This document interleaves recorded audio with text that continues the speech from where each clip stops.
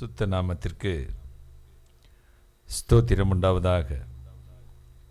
இருந்தவரும் இருக்கிறவரும் வருகிறவரும் இந்த உலகத்தை நியாயம் விசாரிக்க போகிறமாய் இருக்கிற என் ஆண்டவராகிய இயேசு கிறிஸ்துவின் இடையணையற்ற நாமத்தை நான் உங்களை வாழ்த்துகிறேன். மாறாத ஆண்டவர் இயேசு கிறிஸ்துவின் மேல் சதாயின் தேவன் உங்களை ஆசீர்வதிப்பாராக, உங்களை ஆசீர்வதிப்பாராக, உங்களை ஆசீர்வதிப்பாராக. இந்த நாளில் ஆண்டுடைய பிரசன்னம் நம்மத்தில் இருக்கிறதே. நேரலையில் வந்திருக்கிற அத்தனை பேரையும் வாழ்த்தி வரவேற்கிறேன். கடைசி உங்கள் அத்தனை பேருக்கும் வாழ்த்து சொல்வேன்.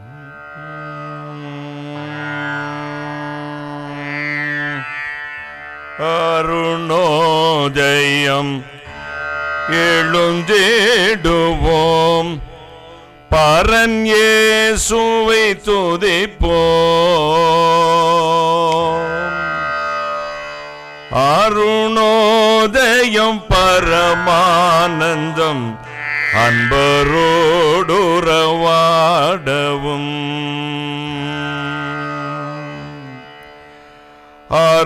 அருணோதயம் எழுந்திடுவோம், பரன் இயேசுவை துதிப்போம்.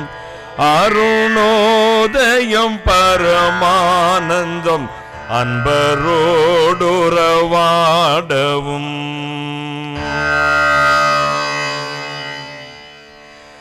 இதை போன்றொரு அருணோதயம் எமை சந்திக்கும் மனமே. ஆயன் ஆனந்தம் ஜோதி சூரியனாம் எந்த நேசரெழும்பும் ஆயன் ஆனந்தம் ஜோதி சூரியனாம் எந்த நேசரெழும்பும் நாள். இதை போன்றொரு அருணோதயம் எமை சந்திக்கும் மனமே. ஆயன் ஆனந்தம் ஜோதி சூரியனாம் எந்த நேசரெழும்பும் நாள். நன்றியால் உள்ளம் பூரி தேடுதே அன்னையாம் இயேசு காருண்யம். ஒவ்வொன்றாயிதை தியானம் செய்யவும் எவ்வாறு மேற்ற சந்தர்ப்பம்.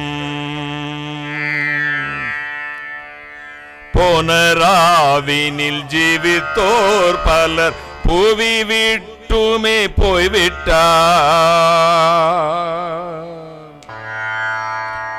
போனராவினில் ஜீவித்தோர் பலர் புவி விட்டுமே போய்விட்டார். என்றாலும் நமக்கிந்த நாளையும் தந்த தேவனை துதிப்போம். என்றாலும் இந்த நாளையும் நமக்கன் தந்த தேசரை துதிப்போம். ஆயன் நேசரின் அன்பை எண்ணவும் ஆனந்தம் பரமானந்தம். ஆயன் நேசரின் அன்பை எண்ணவும் ஆனந்தம் பரமானந்தம். ஆயன் நேசரோ நான் பொவ்வான் பூவி தானம் செய்வதே ஆனந்தம். ஆயன் நேசரோ நவவான் பூவி தானம் செய்வதே ஆனந்தம்.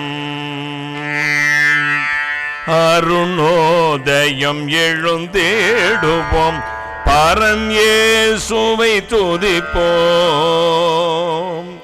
அருணோதயம் பரமானந்தம் அன்பரோடுறவாடவும்.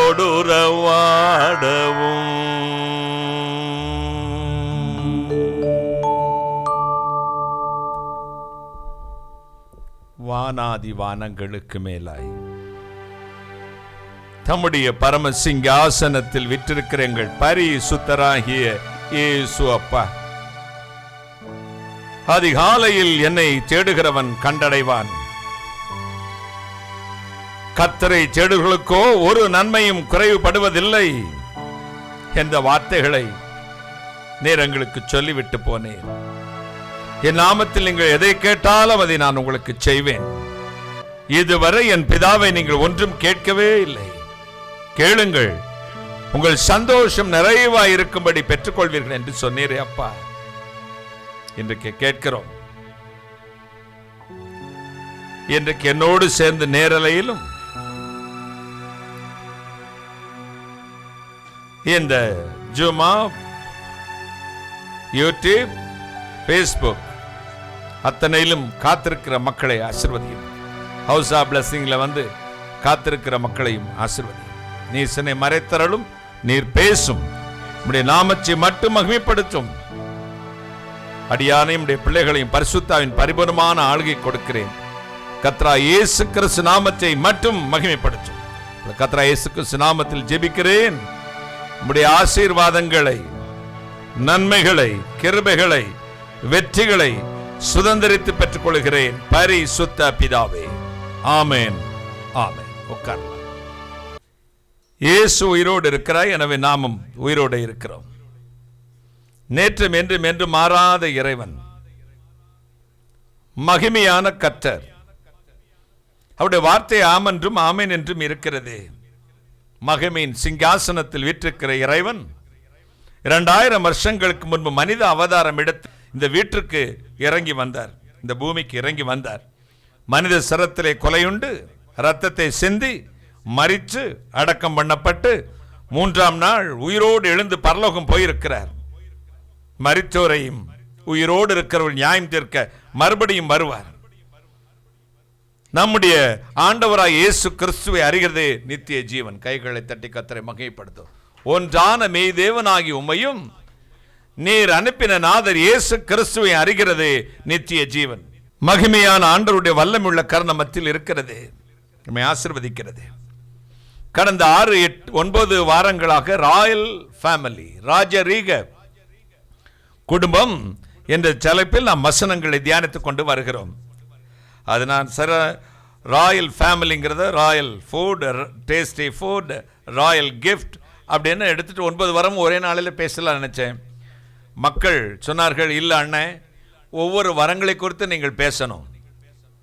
முதல்ல அற்புதங்களை இதோ word of wisdom, word of knowledge, விசுவாசம், அற்புதங்களை செய்கிற சக்தி, அதுக்கு பிறகு தீர்க்க தரிசனம், அதை பற்றி பேசினேன், பேசிக்கொண்டு வருகிறேன். இந்த தீர்க்க தரிசன வரங்களை எடுக்கும் பொழுது தீர்க்க தரிசன வரத்தை கொடுக்கிற பாத்திரம் எப்படி இருக்க வேண்டும் என்ற தலைப்பிலே சாராம்சத்திலே கடந்த 3 வாரங்களாய் பேசி வந்திருக்கிறேன். 4 வாரங்களாக தீர்க்கதரிசியின் குணலட்சணம் என்ன, தீர்க்கதரிசிக்கும் தேவனுக்கும் உள்ள உறவு எப்படி இருக்க வேண்டும், தீர்க்க தரிசன வரம் எதற்காக பயன்படுத்தப்பட வேண்டும், அடுத்து தீர்க்க தரிசன வரம் எதை நமக்குள் உண்டாக்குகிறது, பக்தி, அடுத்து புக்தி, ஆறுதல். கடந்த வாரத்தில் தீர்க்க தரிசனம் ஒரு மனிதனுக்கும் ஒரு சபைக்கும் என்ன மாற்றத்தை கொண்டு வருகிறது, what is the use for the prophecy gift. இந்த தீர்க்க தரிசன வரத்தின் பயன் என்ன என்பதை பற்றி கடந்த வாரத்தில் தியானித்தோம். ஒரு தீர்க்க தரிசனம் சொல்லும் பொழுது அது பக்தி, அடுத்து புத்தி, அறிவு, மனத்தெளிவு, தெளிந்த ஆவி, தெளிந்த புத்தி, ஒரு அருமையான தீர்மானமான கான்ஃபிடென்ட்டா பாடுறா, கான்ஃபிடென்ட்டா வாசிடா, கான்ஃபிடென்ட்டா பேசுடா அப்படிம்பாங்க. தீர்க்கமாக எடுத்து விட்டு பேசு, உளறி கொட்டாத. இருவரும் வாழ்க்கையில் இருநாக்கு உள்ளவர்களாக இருப்பார்கள். அங்கே இந்த மதில் மேல் போல அங்கிட்டு சாடினாலும் சாடும், இங்கே சாடினா சாலும். இப்போ எப்படியாவது அங்கிட்டு இங்கிட்டு சாடுறது கூடிய காரியம், எங்கேயாவது சாடி விழுந்துடும். அப்படி இருக்காம தீர்க்கமாக சிட்டமாக நீ எடுத்து பேசு. புத்தி வரணும். தீர்க்க தரிசனம் சொல்லும் பொழுது புத்தி, பக்தி, அடுத்து ஆறுதல், கம்ஃபர்ட், கான்சுலேஷன். அதாவது ஆறுதல் வர வேண்டும். வெறும் ஆறுதல் இல்லை, ஜனங்களுக்கு புத்தி வரணும், மனத்தெளிவு வரணும், பக்தி வரணும், தேவனுக்கு அவர்களுக்குள்ள உறவு சரியாக வேண்டும் என்ற தலைப்பில் பேசினேன். இந்த தீர்க்க தரிசன வரங்கள் ஒரு மனிதனுக்குள் வரும் பொழுது, ஒரு மனிதனுக்கு தேவன் இந்த வரங்களை கொடுக்கும் பொழுது, இந்த தீர்க்க தரிசன வரத்தினாலே சபைகளிலே சீர்கேடுகளை மாற்ற முடியும், பழுது பார்க்க முடியும். இந்த ரிப்பேர், ரெனிவல் ஒர்க், ரிப்பேரிங், அல்லது மெக்கானிக், அல்லது ஒரு என்ஜினியர், ஆர்கிடெக்ட், அப்படி எதையாவது ஒன்று வச்சுக்கலாம். ஒரு தீர்க்கதரிசிக்கு எப்படியெல்லாம் இல்லை எலிவேஷன் போட முடியும் அப்படிங்கிறத பிளான் பண்ணுறோம், பண்ணலாம். சில எலிவேஷன் வந்து பார்க்க சைக்காது, சிலர் கொத்தனார் பிளான் பாங்க.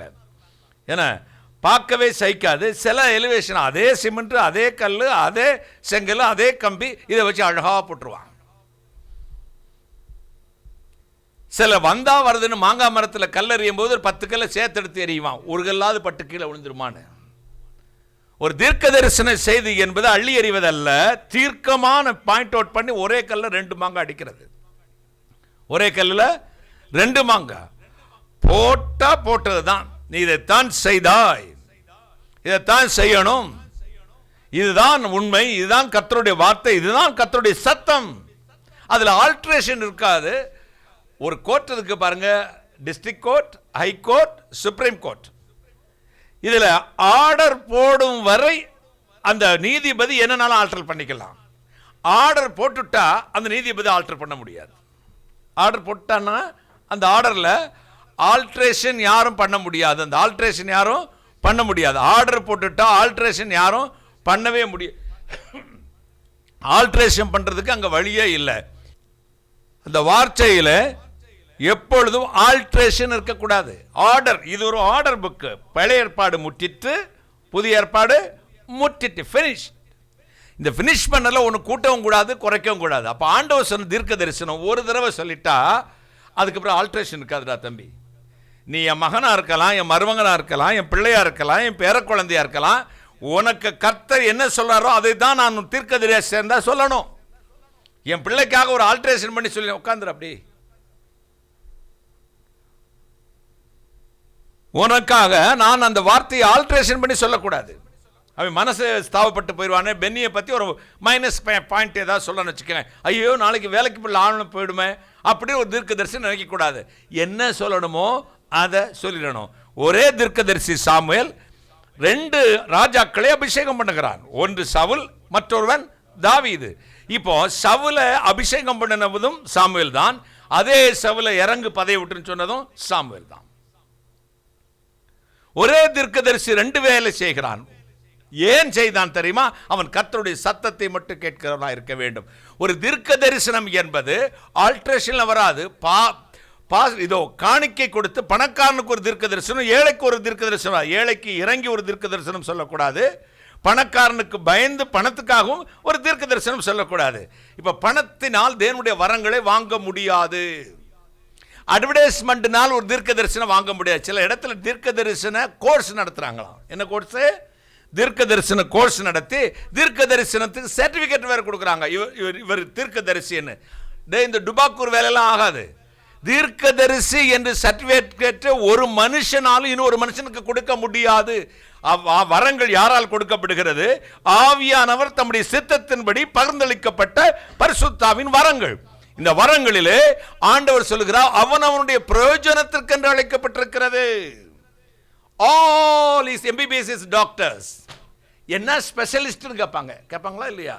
எல்லோரும் டாக்டர் தான். அவர் என்ன ஸ்பெஷலிஸ்ட்? ENT, ஆர்த்தோ, நியூரோ, அப்புறம் அனஸ்தேசியா, அப்புறம் கார்டியோ டாக்டர், DGO, கைனகாலஜா, மகப்பேறு நிறுவனர். அதில் MBBS பேசிக். அதில் ஸ்பெஷலிஸ்ட் இருக்காங்க, பார்த்துக்கங்க. அதே மாதிரி தான் ஊழியம் என்பது காமன், அதில் ஸ்பெஷலிஸ்ட் தான் வரும். கைகளை தட்டி ஊழியம் என்பது காமன். ஊழியம் எனக்கு சுவிசேஷத்தை அறிவியா இருந்தால் எனக்கு ஐயோ, சுவிசேஷத்தை அறிவிப்பது யாவர் மேல் விழுந்த கடமை, செய்தே ஆகணும். அது பாசில் கானும் செய்யணும், மோசஸும் செய்யணும், சரஸ்வதியும் செய்யணும், ஜெயந்தியும் செய்யணும், ருக்குமணி அம்மாவும் செய்யணும். இயேசு தெய்வம் என்று அறிந்துட்டீங்கன்னா உங்களை சுற்றி உங்களை இருக்கிறவங்களுக்கு, காய்காரி மீன்காரி எல்லாத்துக்கும் சுவிசேஷத்தை மதம் பரப்புவதல்ல, யாம் பெற்ற இன்பம் பெருக இவ்வையகம். நான் ஒரு ஸ்பெஷல் சாப்பாடு சாப்பிட்டேங்க, அந்த கடையில் நல்லா இருக்கு அப்படி சொல்றது தப்பு இல்லையே. கால் வலியா, ஆர்த்தோவா, இன்னார போய் பாருங்க, அவர் தொட்டாலே சுகமாயிடும் அப்படி நம்ம அறிமுகப்படுத்த இல்லையா? என் ஆத்துமத்திலே வியாதி இருந்தது, வியாகுலம் இருந்தது, பிரச்சனை இருந்தது, கண்ணீர் இருந்தது, தற்கொலைக்கு ஓடினேன். என்னை ஒருவர் சமாதானத்தை நான் நிரப்பி நான் எங்கெங்கேயோ ஓடி பார்த்தேன் இருக்கல. ஆனா ஒரே ஒரு தெய்வம் என்னை மாத்தினாருங்க, அவர் தான் இயேசு கிறிஸ்து. நான் மனம் மாறல, அவரை தெய்வமாக ஏத்துக்கிட்டேன். கைகளை தட்டி. நான் மதம் மாறல, அவரை என்னுடைய தெய்வமாக என் இருதயத்திலே இருக்கிற ராஜாவாக ஏற்றுக்கொண்டேன். நீங்களும் அவரை போட்ட ஒரு தடவை போய் பாருங்களேன். இப்படி சொல்றது மதம் பரப்புதல் அல்ல, யான் பெற்ற இன்பத்தை மற்றவர்களுக்கு சொல்வது. அவங்க அவரை ஏற்றுக்கொள்வதும் ஏற்றுக்கொள்ளாததும் அவர்களுடைய விருப்பத்தை பொறுத்து. Choice is yours. தெரிந்து கொள்ளுதல் உங்களுடையது. சில அறிவிலிகள் சொல்கிறார்கள் கிறிஸ்தவர்கள் மதம் பரப்புகிறார்கள். கிறிஸ்தவர்கள் மட்டும் மதம் பரப்பும் நோக்கத்தோடு இந்தியாவுக்குள்ளே வந்திருந்தால் அந்த பிரிட்டிஷ் ஏகாதிபத்தியம் மிஷனரிகளையே தடை செய்து அரெஸ்ட் பண்ணி ஜெயிலில் போட்டதே இந்த பிரிட்டிஷ்காரன் தான். அது தெரியுமா உங்களுக்கு? சீகன்பாலுக்கு வந்திருக்கும் போது இங்கு ஆண்டு கொண்டு இந்த வெள்ளைக்காரர்கள் அவரை அரெஸ்ட் பண்ணி ஜெயிலில் போட்டாங்க. மிஷனரிக்கும் சுவிசேஷத்தை அறிவிப்பதற்கு தடையா இருந்தவர்களே அந்த கிறிஸ்தவர்கள் தான்.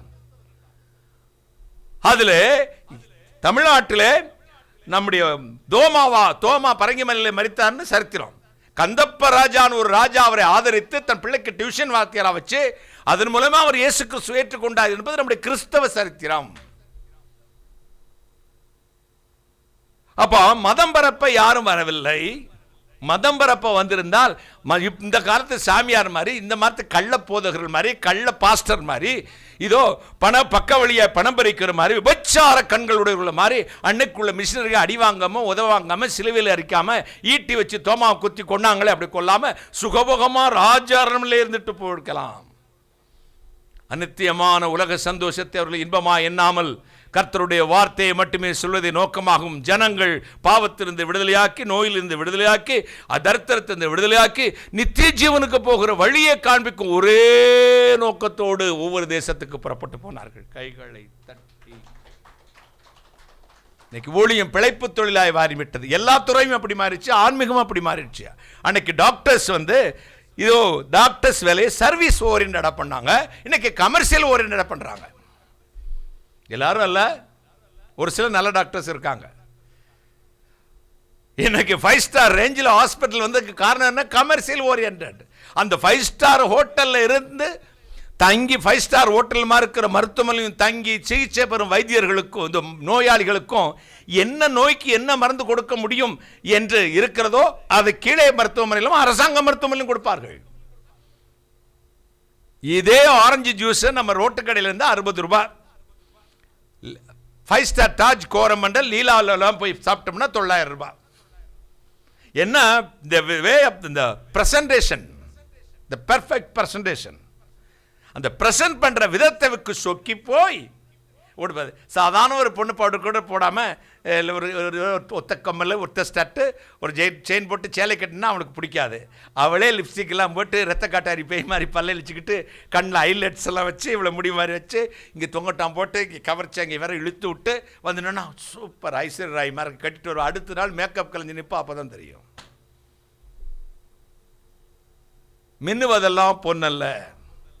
அன்னைக்கு மருத்துவம் சர்வீஸ் ஓரியன்டா இருந்தது, இன்னைக்கு கமர்ஷியல் ஓரியன்டா ஆயிடுச்சு. அன்னைக்கு மக்கள் மத்தியிலே உண்மை இருந்தது, இன்றைக்கு அதர்மம் தலைதூக்கி நிற்கிறதுனால தான் எல்லா ப்ராடக்ட்லையும் போலிகள் வந்து விட்டது.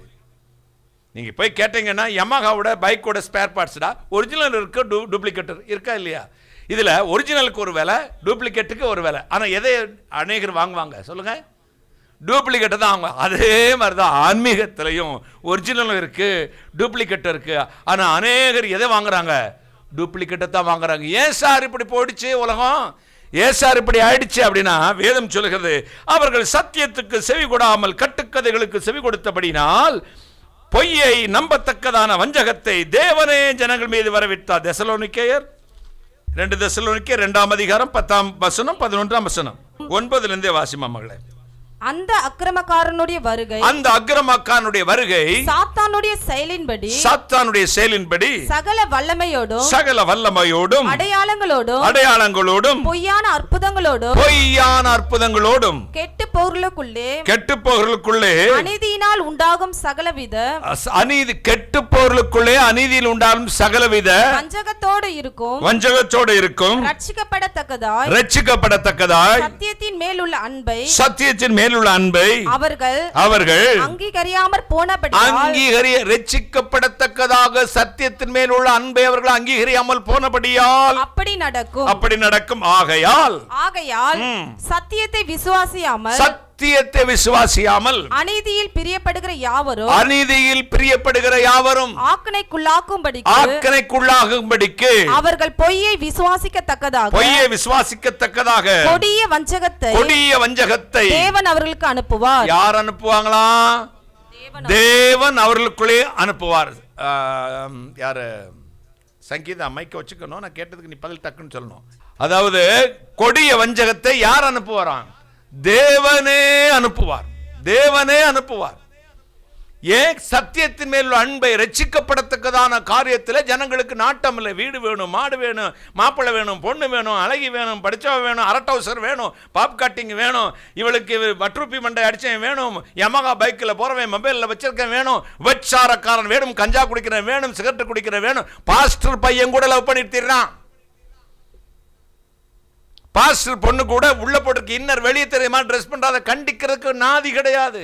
மோகன் சி லாசரஸ் அண்ணே ஒரு மெசேஜில் சொன்னார், நான் போன வாரத்தில் தான் கேட்டேன். ஒரு சபைக்கு போயிருந்தால் அவருடைய ஆடையை பார்த்து அவருடைய ட்ரெஸ் கோடை பார்த்து இவருக்கே பிரசங்கம் பண்ண கஷ்டமா இருந்துச்சு. அவ்வளோ விடலாம். இதுதான் சார், இது முடிஞ்சது அந்த பாஸ்டர்கிட்ட பேசலாம் அப்படின்னு போயிருக்காரு. மேடையில் உட்காந்துருக்காரு. பிரசங்கம் முடிஞ்சதும் அந்த பொண்ணை கூட்டிக்கிட்டு பாஸ்டர் வந்திருக்கிறாரு. இந்த பொண்ணுக்காக ஜெபம் பண்ண வரங்க, இது ஒரு அசுத்தாவி பிடிச்சிருக்கு, விரட்டி விட்டுற பிரதர்னு சொல்ல வருவார். சொன்னா, பிரதர் இவர் தான் என்னுடைய பொண்ணு. முதலுக்கு மோசம் எங்க வட்டியை பார்க்க முடியும். நம்முடைய வாழ்க்கையில கிறிஸ்தவம் என்பது இன்றைக்கு ஒரு பிழைப்புக்கான பிழைப்பாக, ஒரு மதமாக, மதம் சார்ந்த விஷயமாக மாற்றப்பட்டு விட்டது. நெவர். கிறிஸ்து என்பது மதம் அல்ல, வாழ்க்கை. கைகளை தட்டி இந்த கிறிஸ்தவத்தை பரப்பணும்னு பரப்பாதீங்க. மதம் பரப்பணும், நம்ம நாடி கிறிஸ்தவ நாட வேண்டவே வேண்டாம். அத்தநாசம் குட்டிச்சோரு. இந்த நம்முடைய நாட்டுடைய மக்கள் அத்தனை பேரும் பரலோகம் போக வேண்டும் என்ற நோக்கம் இருக்கட்டும். கைகளை தட்டி சபையை கட்டி வச்சு எத்தனத்துக்கு பண்ணி மாதிரி பல குட்டியை போட்டு ஆடுறது எதுக்கு? தீர்க்க தரிசனம் இல்லாத இடங்களில் ஜனங்கள் சீர்கட்டு போவார்கள். சபைகளில் தீர்க்க தரிசன செய்தி இல்லை, தீர்க்க தரிசனம் இல்லை. தீர்க்க தரிசனம் என்ன? அந்த வெள்ளப்படவை கட்டியிருக்கிற, அந்த கருப்பு படவை கட்டிருக்கிற அந்த அம்மா வீட்டில் நைட்டு ஏதோ ஒரு பாம்பு ஊறுறது மாதிரி இருக்குது, நீங்க பயந்து எந்திரிக்கிறீங்களா? கரெக்டா எந்திரிங்க. நிறைய பொம்பளைக்கு அப்படி வரும், பாம்பு எல்லாம் வரும். உங்களுக்கு புருஷனுக்கு உங்களுக்கு அடிக்கடி சண்டை வருதா? சண்டை வராத புருஷன் பொண்டாட்டி எங்க இருக்காங்க? உங்க மாமியார் நீங்க எதை செய்தாலுமே குற்றம் என்று சொல்லுகிறார்களா? எந்த மாமியார் மருமகளை மெச்சுக்குவா? மருமக எந்த மருமக மாமியார கேவலமா இருக்குங்க. இப்படி இல்ல. நம்முடைய ஆண்டவர் போட்ட வார்த்தை வானத்தையும் பூமிக்கு அவர் சொல்ல ஆகும் கட்டளையிட நிற்கும். வெளிச்சம் உண்டாக கடவுதினார் உண்டாச்சு. எல்லாரும் உண்டா தன் வார்த்தையினால சிருஷ்டித்தார். ஒரு தேவனுடைய தீர்க்கதரிசிக்கு கர்த்தர் போடுகிற வார்த்தை அதிகாரம் உள்ளதா இருக்க வேண்டும். அப்படியே என்ன சொல்லுவதோ அவன் சொல்ல ஆகும், கட்டளையிட நிற்கும். அவன் சொன்னபடி எல்லாம் செய்வேன். கைகளை தட்டி இந்த இமிட்டேட் பண்றதெல்லாம் வேண்டாம். என் அன்புக்குரியர்களே, தீர்க்க தரிசன வரம் இருப்பது போல நடிக்க வேண்டாம். தீர்க்க தரிசன வரம் இருக்குது, நடிக்கவே தேவையில்லை. வெளியே சொன்னால மோசஸ் நல்லா இருப்பையா, அடுத்த வாரத்தில் உங்களுக்கு வேலை கிடைச்சிடும் போங்க அப்படி சொன்னாலே போதும். ஏன்னா சொல்றது யாரு? தீர்க்கதரிசி. கைகளை தட்டி நீ வழியிலே சாவாய், துன்மார்க்கன் மரிப்பது போல மரிப்பாய், எருசலேமிலே கட்டப்படுவாய்னு ஒருத்தன் அகாபு தீர்க்கதரிசி தானே. பவுலுக்கு வந்து என்னத்தை கச்சை எடுத்துக்கிட்டு அந்த தீர்க்கதரிசி பேர் அனனியாவா அகாபுவா? அகாபு தீர்க்கதரிசி கட்டிட்டு சொல்றாரு, அதே மாதிரி கட்டப்படுறான். முன்னாடியே தீர்க்கதரிசனம் சொல்லிட்டு சாகிறவர் ஒருத்தர் பவுல் தாங்க. அவர் சொல்றாரு, நான் பானபலியாய் வார்க்கப்பட்டு போகிறேன், நான் பானபலியாய் வார்க்கப்பட்டு போகிறேன். இயேசு கிறிஸ்து சொன்னா, நான் எருசலேமிலே இந்த மாதிரி மரிக்க போகிறேன். கைகளை தட்டி நமக்கு நாளைக்கு நடக்கிறது தெரியல, நகம் வளர்றது தெரியல, முடி வளர்றது தெரியல, வயிற்று வலி வருது தெரியல, ஏப்ப விடுறோம் எதுக்குன்னே தெரியல. ஏன்னா இப்படி பண்ணி பஜ்ஜியும் இதுவும் சொஜ்ஜியுமா தின்னு கேஸ்ட்ரிக் வந்து ஏப்பம் விடுற, அதை கூட கண்டுபிடிக்காத முட்டாளு நீ என்ன செய்யற? ஆண்டவருடைய வார்த்தையை எப்படி அலசி பார்க்க முடியும்? நாம் எல்லோரும் ஞானத்தில் குறைவுள்ளவர்கள், அறிவிலே குறைவுள்ளவர்கள். ஐக்கு ஒவ்வொருத்தருக்கும் ஒவ்வொரு வேரியன்ட் ஆகும்ல, ஒவ்வொருத்தருக்கும் வேரியண்ட் ஆகும். ஒவ்வொருத்தருக்கும் ஐக்கோ கெப்பாசிட்டி லெவல் வந்து ஒவ்வொருத்தருக்கும் ஒரு மாதிரி இருக்கும். இப்போ தம்பி யாருக்கு தீனதயாள பிரபுக்கு ஒரு ஐக்கோ, டைட்டஸுக்கு ஒரு ஐக்கோ. டைட்டஸ் இரும்பை பற்றி பேசுகிறான்னா சக்கடக்கடன்னு பேசுகிறானே அப்படின்றாரு. பிஸ்னஸை பற்றி பேசுனா சொல்லுங்கண்ணாச்சி இப்போ பேசி விட்டுருவார். அதே மாதிரி கர்த்தருடைய வார்த்தையில் தினம் வருவார். நான் ஏதாவது உடஞ்சி போயிருப்பேன், ரோமுக்குள்ள வந்து அண்ணே பார்த்தீங்களாண்ணே அவர் முன்னும் பின்னும் என்ன நெருக்கி பின்பு கையை வைக்கிறாருண்ணே பாரு. இந்த ஒரே வார்த்தை தான் எனக்கு ஆறுதல் வந்துடும். பார்த்தீங்களாண்ணே முன்னாடி நெருக்கி பின்னாடி நெருக்கி ரத்தங்கக்க போகிற நேரத்தில் காப்பாற்றி போடுறாருண்ணே. இந்த ஒரு வார்த்தை சொல்லிட்டு வந்துடுவார். நைட்டு ஃபுல்லாக அந்த ரத்தம் வைக்கிற நிலைமையில் தான் நான் இருந்திருப்பேன். அது தீர்க்க தரிசனம். கைகளை தட்டி தக்க சமயத்தில் துக்கமடைந்தவர்களுக்கு ஆறுதல் செய்ய, தக்க சமயத்தில் ஏற்ற வார்த்தைகளை போடுவதற்கு எனக்கு கர்த்த கல்விமானி நாவை தந்தருளினார். கையை தட்டுங்களேன். கல்விமானி நாவு. தீர்க்க தரிசன வரம் எதற்காக பயன்படுகிறது போன வாரத்தில் தியானித்தோம். இந்த வாரத்தில் தீர்க்க தரிசன வரத்தை எப்படி பயன்படுத்துவது. இந்த தீர்க்க தரிசன வரத்தை விற்று பிழைப்பவர்கள் உண்டு. ஆரம்பத்தில் செம்மையாக இருக்கும் பாருங்க ஊழிங்க. போக போக வர வர மாமியா கழுத மாதிரி, வர வர மாமியா கழுத மாதிரி, வர வர குணம் மாறிக்கிட்டே வரும். ஆரம்பத்தில் நல்லா இருப்பான். ஐயா என்னை பார்த்து தோத்துருங்க ஐயா, உட்காருப்பா, உட்கார மாட்டேங்கய்யா, ஐயோ நீங்கள் ஊழியக்காரங்கய்யா. அது அடுத்த ஒரு 2 வருஷம் ஒரு 6 மாதம் ஆகும். அண்ணே அப்படிமா முதல்ல ஐயா, அப்புறம் அண்ணே, அப்புறம் நான் கூப்பிட்டேன்னு வச்சுக்கோங்க, இந்த வரேன். இன்னும் ஒரு 10 வருஷம் ஆச்சு வச்சுக்கோங்க, நான் ரூமில் இருந்து ஒரு காஃபி தா, ஒரு தண்ணி தா, தானோ அப்படின்னா மாறும். எலும்பில்லா நாக்கு எங்கிட்டும் பொருளும். மனுஷனுடைய இருதயம் இருக்கிறது. அதனால அடிக்கடி நான் அவருக்கு ஒரு சம்பவம் சொல்லுவேன். ஒருத்தன் கருப்பையா கதை தெரியுமில்ல உங்களுக்கு. ஒரு எஜமான் வீட்டில் கருப்பேன்னு ஒருத்தர் இருந்தான் வேலைக்கு. அவனுக்கு வாரம் வந்து 1.5 அணா சம்பளம். 1 அணானா எவ்வளவு சொல்லுங்கள்? 1 அணானா எவ்வளவு? 8 அணானா 50 பைசா, 1 அணானா 1/4 அணானா 25 பைசா. அப்போ 1 அணானா ₹1 தானா? 1 அணா. அப்போ 1 அணா சம்பளம்னு வச்சுக்கோங்களேன். இதை வாங்குவான். அந்த காலத்தில் காசுங்கிறது ரொம்ப இது இல்லை. இவன் என்ன செய்வான், வாங்கி சேர்த்து வைக்கிறானா, சேவிங்ஸ் வைக்கிறாரு. இவர் கொஞ்சம் கொஞ்சமாக சேர்க்குறாராம். வாயை கட்டி வயிற்றை கட்டி குருவி குச்சிக்கு கூட்டுக்கு குச்சி சேர்க்கறது போல் சேர்த்தார்.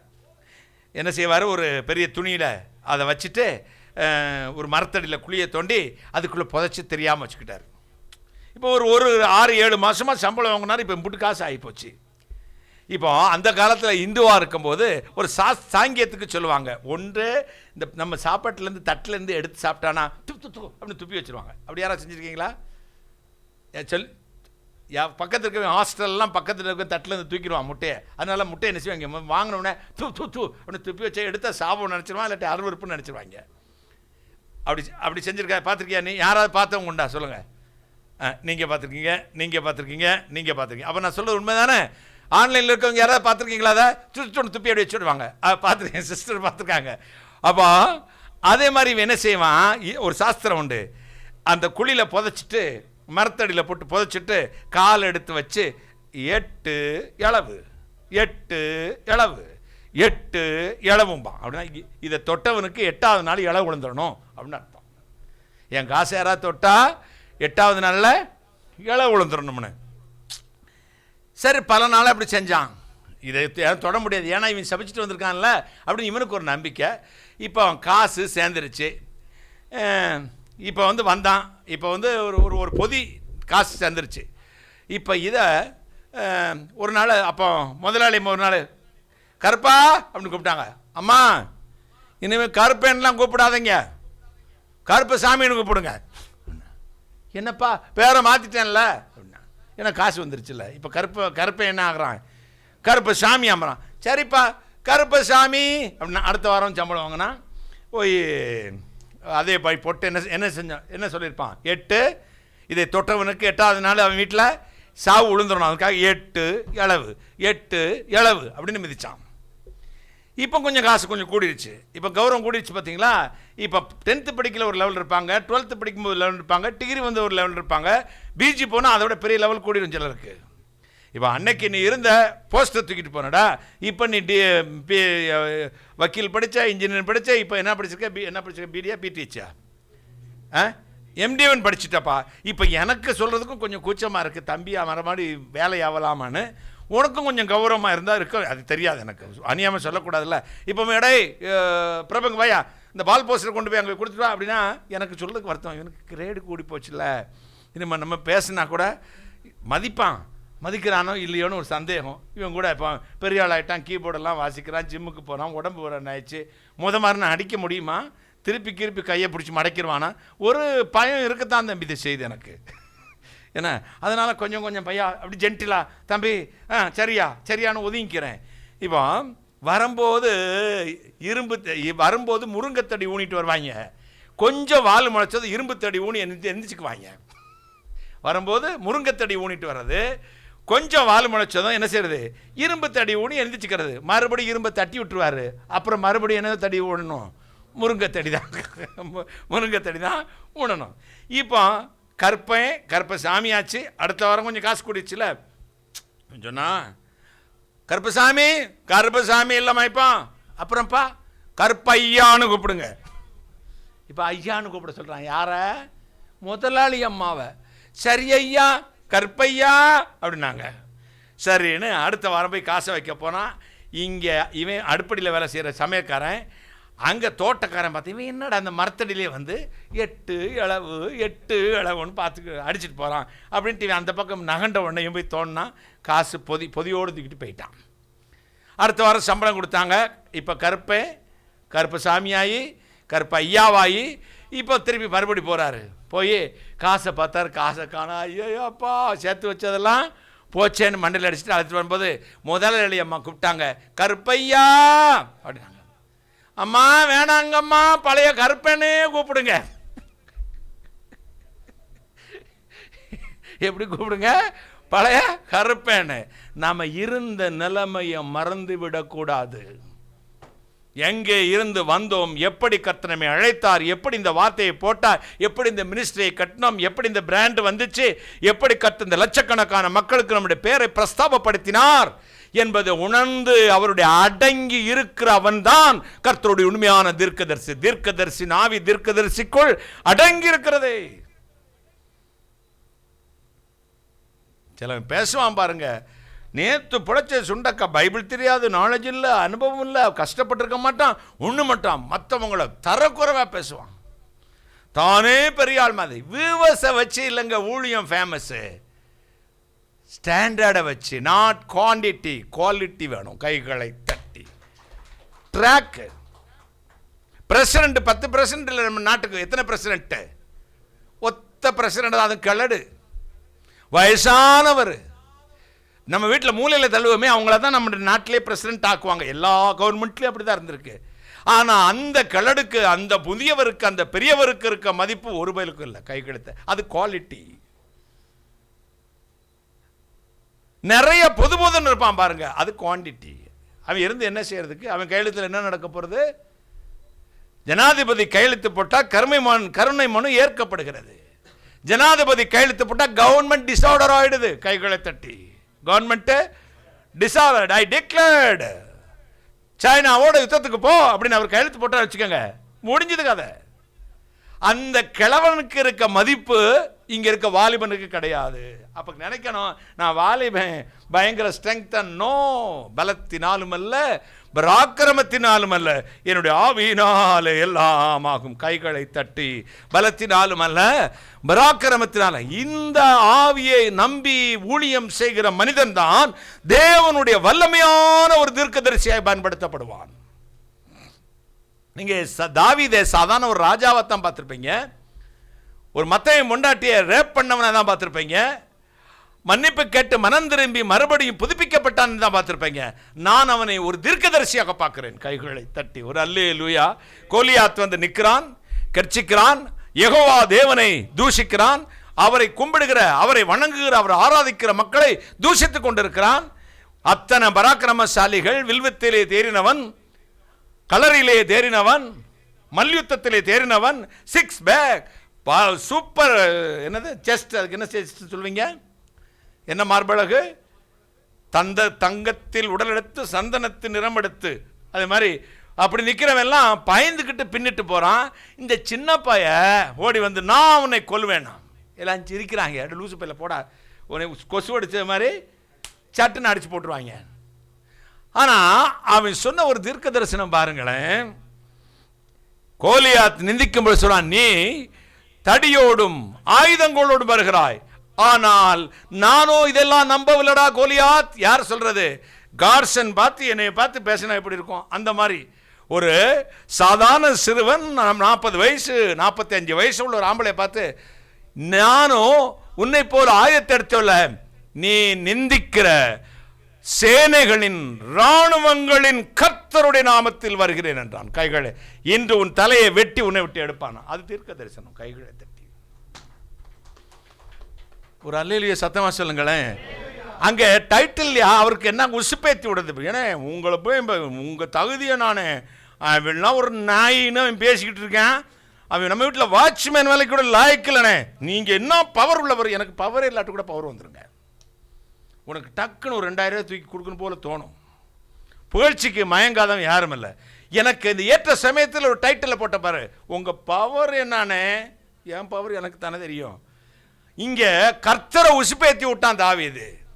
அங்க ஆறுதலின் தேவன், இதோ அற்புதத்தின் தேவன், அதிசயத்தின் தேவன் டைட்டில் போல சேனைகளின் இராணுவங்களின் கர்த்தர். நான் கைகளை தட்டி அது ஏற்ற சமயத்தில் போடுற வார்த்தை இருக்கலடாம்பி, சொக்க தங்கம், உன் வாழ்க்கை ரொம்ப சேமமாயிடும்ன்றேன். பேச வேண்டிய இடத்துல பேசாம வாயை மூடிண்டே இருந்தா அப்புறம் பேச போறது ஒண்ணுமே வாய்க்காது. இவன் சின்னவனா இருந்தாலும் பகவானை குறித்து சொன்னான் பாருங்க, பயங்கர சபாஷ். அவனுக்கு ஒரு பேஸ் போடலாம். அவன் போட்ட டைட்டில் தான் அதுங்க, ஹையஸ்ட் டைட்டில், சேனைகளின் இராணுவங்களின் கர்த்தர்னா. இந்த மிலிட்ரியோட அதிபதியே நீதான்யா. உம்மை பத்தி தான் தூசிச்சிருக்கான். உசுப்பி எழுந்திருச்சிருங்க. ஆண்டவரே அவரை அமைதியாக இருக்க விடாதிருங்கள், அவரை எழுப்பிடுங்கள். வசனம் இருக்கா இல்லையா? இஸ்ரவேல் ஜனங்களே நீங்கள் அவரை அமைதியா இருக்க விடாதீங்க, எழுப்பிருங்க. தூங்குறார்னு அர்த்தம் இல்ல, அவர் உசுப்பேத்தணும். நான் உம்முடைய வேலைக்காரன், உம்முடைய வார்த்தையின்படி செய்ற நீர் தான் தேவன் இஸ்ரவேலிலே, உம்மை தவிர தேவன் என்று இவர்கள் அறியும்படி என்னை கேளும் சொல்லி பாருங்களேன், இறங்கிடுவார். இப்ப அழகா சொன்னா, ஆண்டவரே நீ தடியோடும் இதோ ஆயுதங்களோடு வருகிறார், நானும் நீ நிந்திக்கிற சேனைகளின் இராணுவங்களின் கர்த்தருடைய நாமத்திலே வருகிறேன், இன்றைக்கு உன் தலையை உன்னை விட்டு வாங்குவேன். இன்றைக்கு கர்த்தர் உன்னை என் கையில் ஒப்பு கொடுப்பார். தீர்க்க தரிசனம். ஒரு சாதாரண பையன் சொன்னான், யாருடைய நாமத்தில்? இதாங்க ப்ராஃபஸி. 5 கல்லு பையில. தாவீது கையில் எவ்வளோ இருந்துச்சு? 5 கல்லில் ஒத்த கல்லை தான் எடுத்தான். நம்ம 5 கல்லும் எழுதியிருந்தாலும் போட முடியாது. இப்போ எல்லா சரித்திரங்கள் சொல்றாங்க, ஃபுல் கவர்டாம். யாரு? Goliath full covered. இரும்புல கவசங்களில் கவர்டு. சினிமாவில் எடுக்கலாம், சில நேரத்தில் தப்பா எடுத்துறாங்க. ஃபுல் கவர்டு, ஒரு பொட்டு இடம் கூட இல்லை. நீ கேஸில் ஜெயிப்பதற்கு, வழக்கில் ஜெயிப்பதற்கு, உன் வாழ்க்கையில முன்னேறதுக்கு எல்லாம் நிறுத்தி போட்டாச்சு. என்ன செய்ய போறேன்னு தெரியலையே அங்கிள், என்ன செய்வேன்னு தெரியலையே அங்கிள். ஒரு கல் மட்டும் இருக்கு, கவன் இருக்கு, கத்தி இல்லை, கேடயம் இல்லை, பரிசு இல்லை, யூனிஃபார்ம் இல்லை. யார்கிட்ட? தாவீதுட்ட. என்னன்னு தெரியலையே அப்படி யோசிக்கும் பொழுது மெல்லிய ஒரு சத்தம் அவன் கால் கிடச்சி. டேய் தாவீது, டேய் சின்ன பையல, என்ன சாமி, என்ன ஐயா, எல்லாமே மறைச்சிருக்கான், உனக்குன்னு ஒரு லூப் ஹோல் வச்சிருக்கேன் பாரு. அவன் நெத்தியில பெண்கள் வைக்கிற பொட்டு சைஸ்ல 25 பைசா அணா சைஸ்ல ஒரு சின்ன கேப்பு இருக்கு. அதான் அவன் வழி. கைகளை தட்டி எங்கேயாவது நீ வெற்றி பெறதுக்கு சத்ரு ஒரு இடம், ஒரு தடயம், ஒரு எவிடன்ஸ் போட்டு தான் போவான். கைகழுத்து போலீஸ் டிபார்ட்மெண்ட்டுடைய ஸ்டேட்மெண்ட், அவங்களுடைய மரபு சொல். எங்கேயாவது சத்ரு உங்களுக்கு ஒரு எவிடன்ஸை விட்டுட்டு போயிருப்பான். நீ எல்லாத்தையும் சுயபுத்தியிலே கர்த்தருடைய பிள்ளை அடிக்கிறதுக்கு நீ எத்தனை தந்திரம் பண்ணினாலும் சரி, அந்த தந்திரத்திலே ஒரு ஓட்ட விடுறதுக்கு கர்த்தர் மூளையை குழப்பி வச்சிருப்பார். அந்த 25 பைசா பொட்டில் அடிக்க முடியுமாயா? நம்ம எத்தனை செஞ்சாலும். 5 கல் தான் எடுத்தான், அதில் ஒத்த கல் தான் யூஸ் பண்ணான். கவன் கல்லை சுற்றி எங்கே போட்டான்? அட்டி சாம்பாருங்க அட்டி. அந்த பெரிய அரக்கன் ராட்சதனுடைய அதே நெற்றி பொட்டிலே பட்டு அவன் நிலத்திலே முகங்குப்புற விழுந்தான் இருக்கு. ஒரு கான்ட்ரடிக்ஷன் அங்கே தான் இருக்கு. பார்த்துக்கங்க. நான் உங்கள்கிட்ட ஒரு கேள்வி கேட்குறேன் தம்பி மோசஸ்ட்ட, சரி பாசில்கிட்ட கூட கேட்குறேன். உன்னை நெத்தியில் ஒரு அடி அடிக்கிறேன், நீ பண்ணுற குறும்புக்கு அதானே செய்ய முடியும். நான் ஒரு அடி இப்படி நெத்தியில் சட்டான்னு அடித்தா கொஞ்சம் மாஸ்க் எடுத்துகிட்டு பேசுறியா, உன்னுடைய ஆக்ஷன் நான் பார்க்கணும். நெத்தியில் ஒரு அடி அடித்தா நீ பின்னாடி விழுவியா முன்னாடி விழுவியா? ஆனால் இந்த பைபிள்டா ரொம்ப உங்கள் குரான் மாதிரி இல்லைடா, வேறு மாதிரி கஜா முஜான்னு எழுதிருக்கு நான் நினைக்கிறேன். இந்த பைபிள் என்ன எழுதிருக்கு தெரியுமா? அவன் நெற்றியில் அடித்தான் கல்லை வச்சு, அவன் முன்னாடி விழுகிறான். இதில் என்னடா எனக்கு தெரிஞ்சுக்கிட்ட, இந்த தாவீது சின்ன பையத்தின்னு ஒன்று கல் எடுத்து அப்படி எரிஞ்சான், இவன் முன்னாடி துவக்கினான், பின்னாடி போட்டதிலேருந்து ஒரு போட்டு போட்டார், சட்டார் போட்டான், நாய அப்படின்னு அடித்தார். யாரு?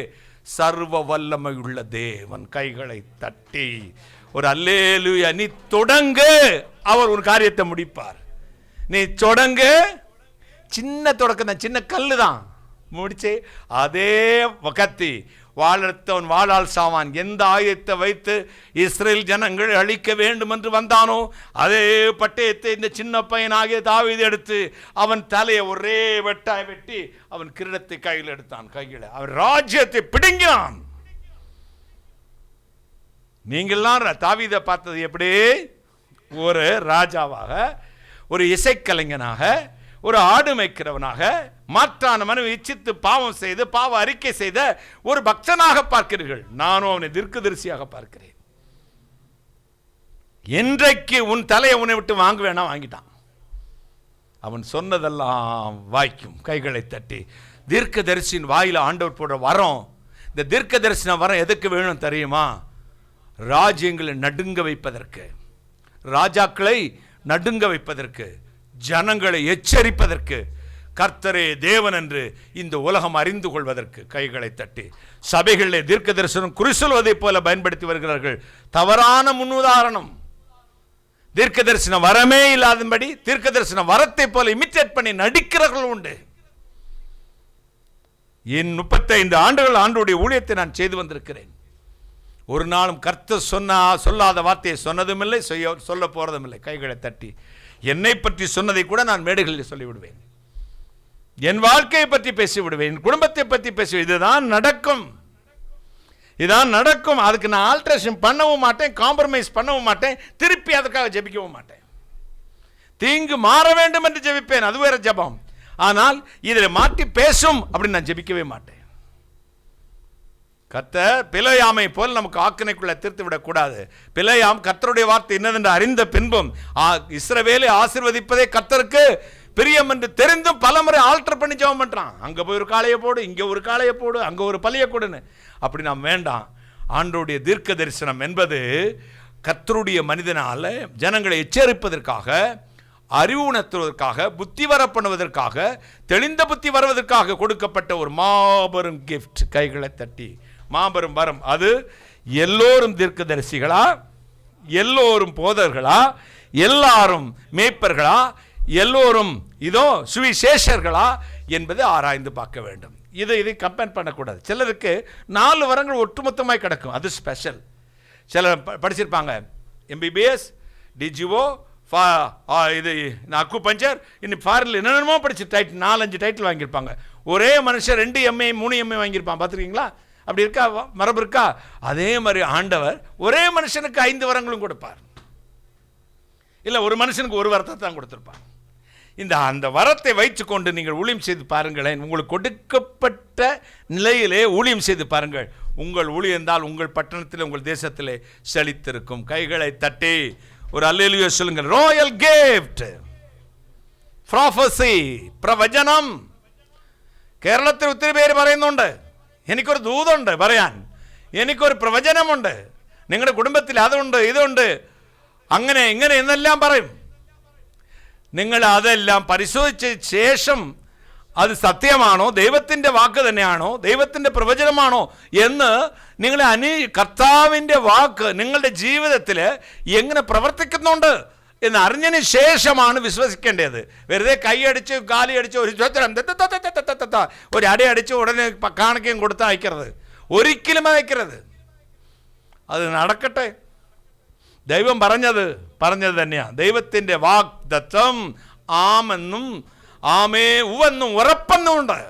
ആമെന്നും ആമേനെന്നും ഇരിക്കുന്നത്. അതുകൊണ്ട് സർവശക്തനായ ദൈവത്തിൻ്റെ കൃപാബലങ്ങൾ, കൃപാവരങ്ങൾ ഒരു മനുഷ്യനെ കൂടെ പ്രവർത്തിക്കുമ്പോൾ, അവനെ കൊണ്ട് ദൈവം പ്രവർത്തിക്കുമ്പോൾ, ദൈവത്തിൻ്റെ വാഗ്ദാനം ജനങ്ങളിലേക്ക്, രാജ്യത്തിലേക്ക്, രാജാക്കന്മാരിലേക്ക് കടന്നു പോകുമ്പോൾ അത് സത്യമാണ്. അത് ദൈവം പറഞ്ഞൊരു വള്ളിയെങ്കിലും പുള്ളിയെങ്കിലും മാറാതെ നടന്നേ തീരും. കൈ അടിച്ച് കർത്താവിനെ സ്തുതിക്കാമോ? He is God. He is Almighty. God is the living God. Our Lord Jesus Christ, the same yesterday, today and forever. ദൈവം മാറാത്തവൻ, ഇന്നലെയും ഇന്നും എന്നും മാറാത്തവൻ, സർവശക്തൻ. ദൈവം ഒരിക്കൽ പറഞ്ഞു തന്നെ. പിന്നെ അത് മാറ്റി പറയുന്ന ഒരു കാര്യം ദൈവത്തിൻ്റെ ഇല്ല. പിന്നെ നിന്റെ കണ്ണീരും നിലവിളിയും നിന്റെ നിന്റെ സമർപ്പണവും കൂടിയിട്ടാണ് ദൈവത്തിൻ്റെ ഹിതം അങ്ങനെ മാറുന്നത്. എസേക്കിയാവുക്ക് മാറുന്നത് പോലെ தேவன் வார்த்தை சொல்லிவிட்டால் அதை அப்படியே நிறைவேற்றுவார். ஒரு போது மாறாதவர், மகிமையின் கர்த்தர். தீர்க்க தரிசன வரத்தின் பலன் என்று போன வாரம் பார்த்தேன். பக்தி, புக்தி, ஆறுதல். பக்தி, புத்தி, ஆறுதல். இந்த பக்தியும் புக்தியும் ஆறுதலும் ஒரு மனுஷனுடைய வாழ்க்கையில வருவதற்காக தீர்க்க தரிசன வரம் கொடுக்கப்படுகிறது. தீர்க்க தரிசன வரத்தை பயன்படுத்தும் போது மிக ஜாக்கிரதையாக கையாள வேண்டும். மிக ஜாக்கிரதையாக கையாண்டு தேவ சமூகத்திலே காத்திருக்கும் பொழுது பரலோக தேவனுடைய வல்லமை உள்ள வரங்கள் உங்கள் மூலமாக கிரியை செய்யும். தேவனுடைய குடும்பத்திலே சேர்க்கப்படுகிற உங்களுக்கு ராஜகுமாரர்கள் என்று பெயர்.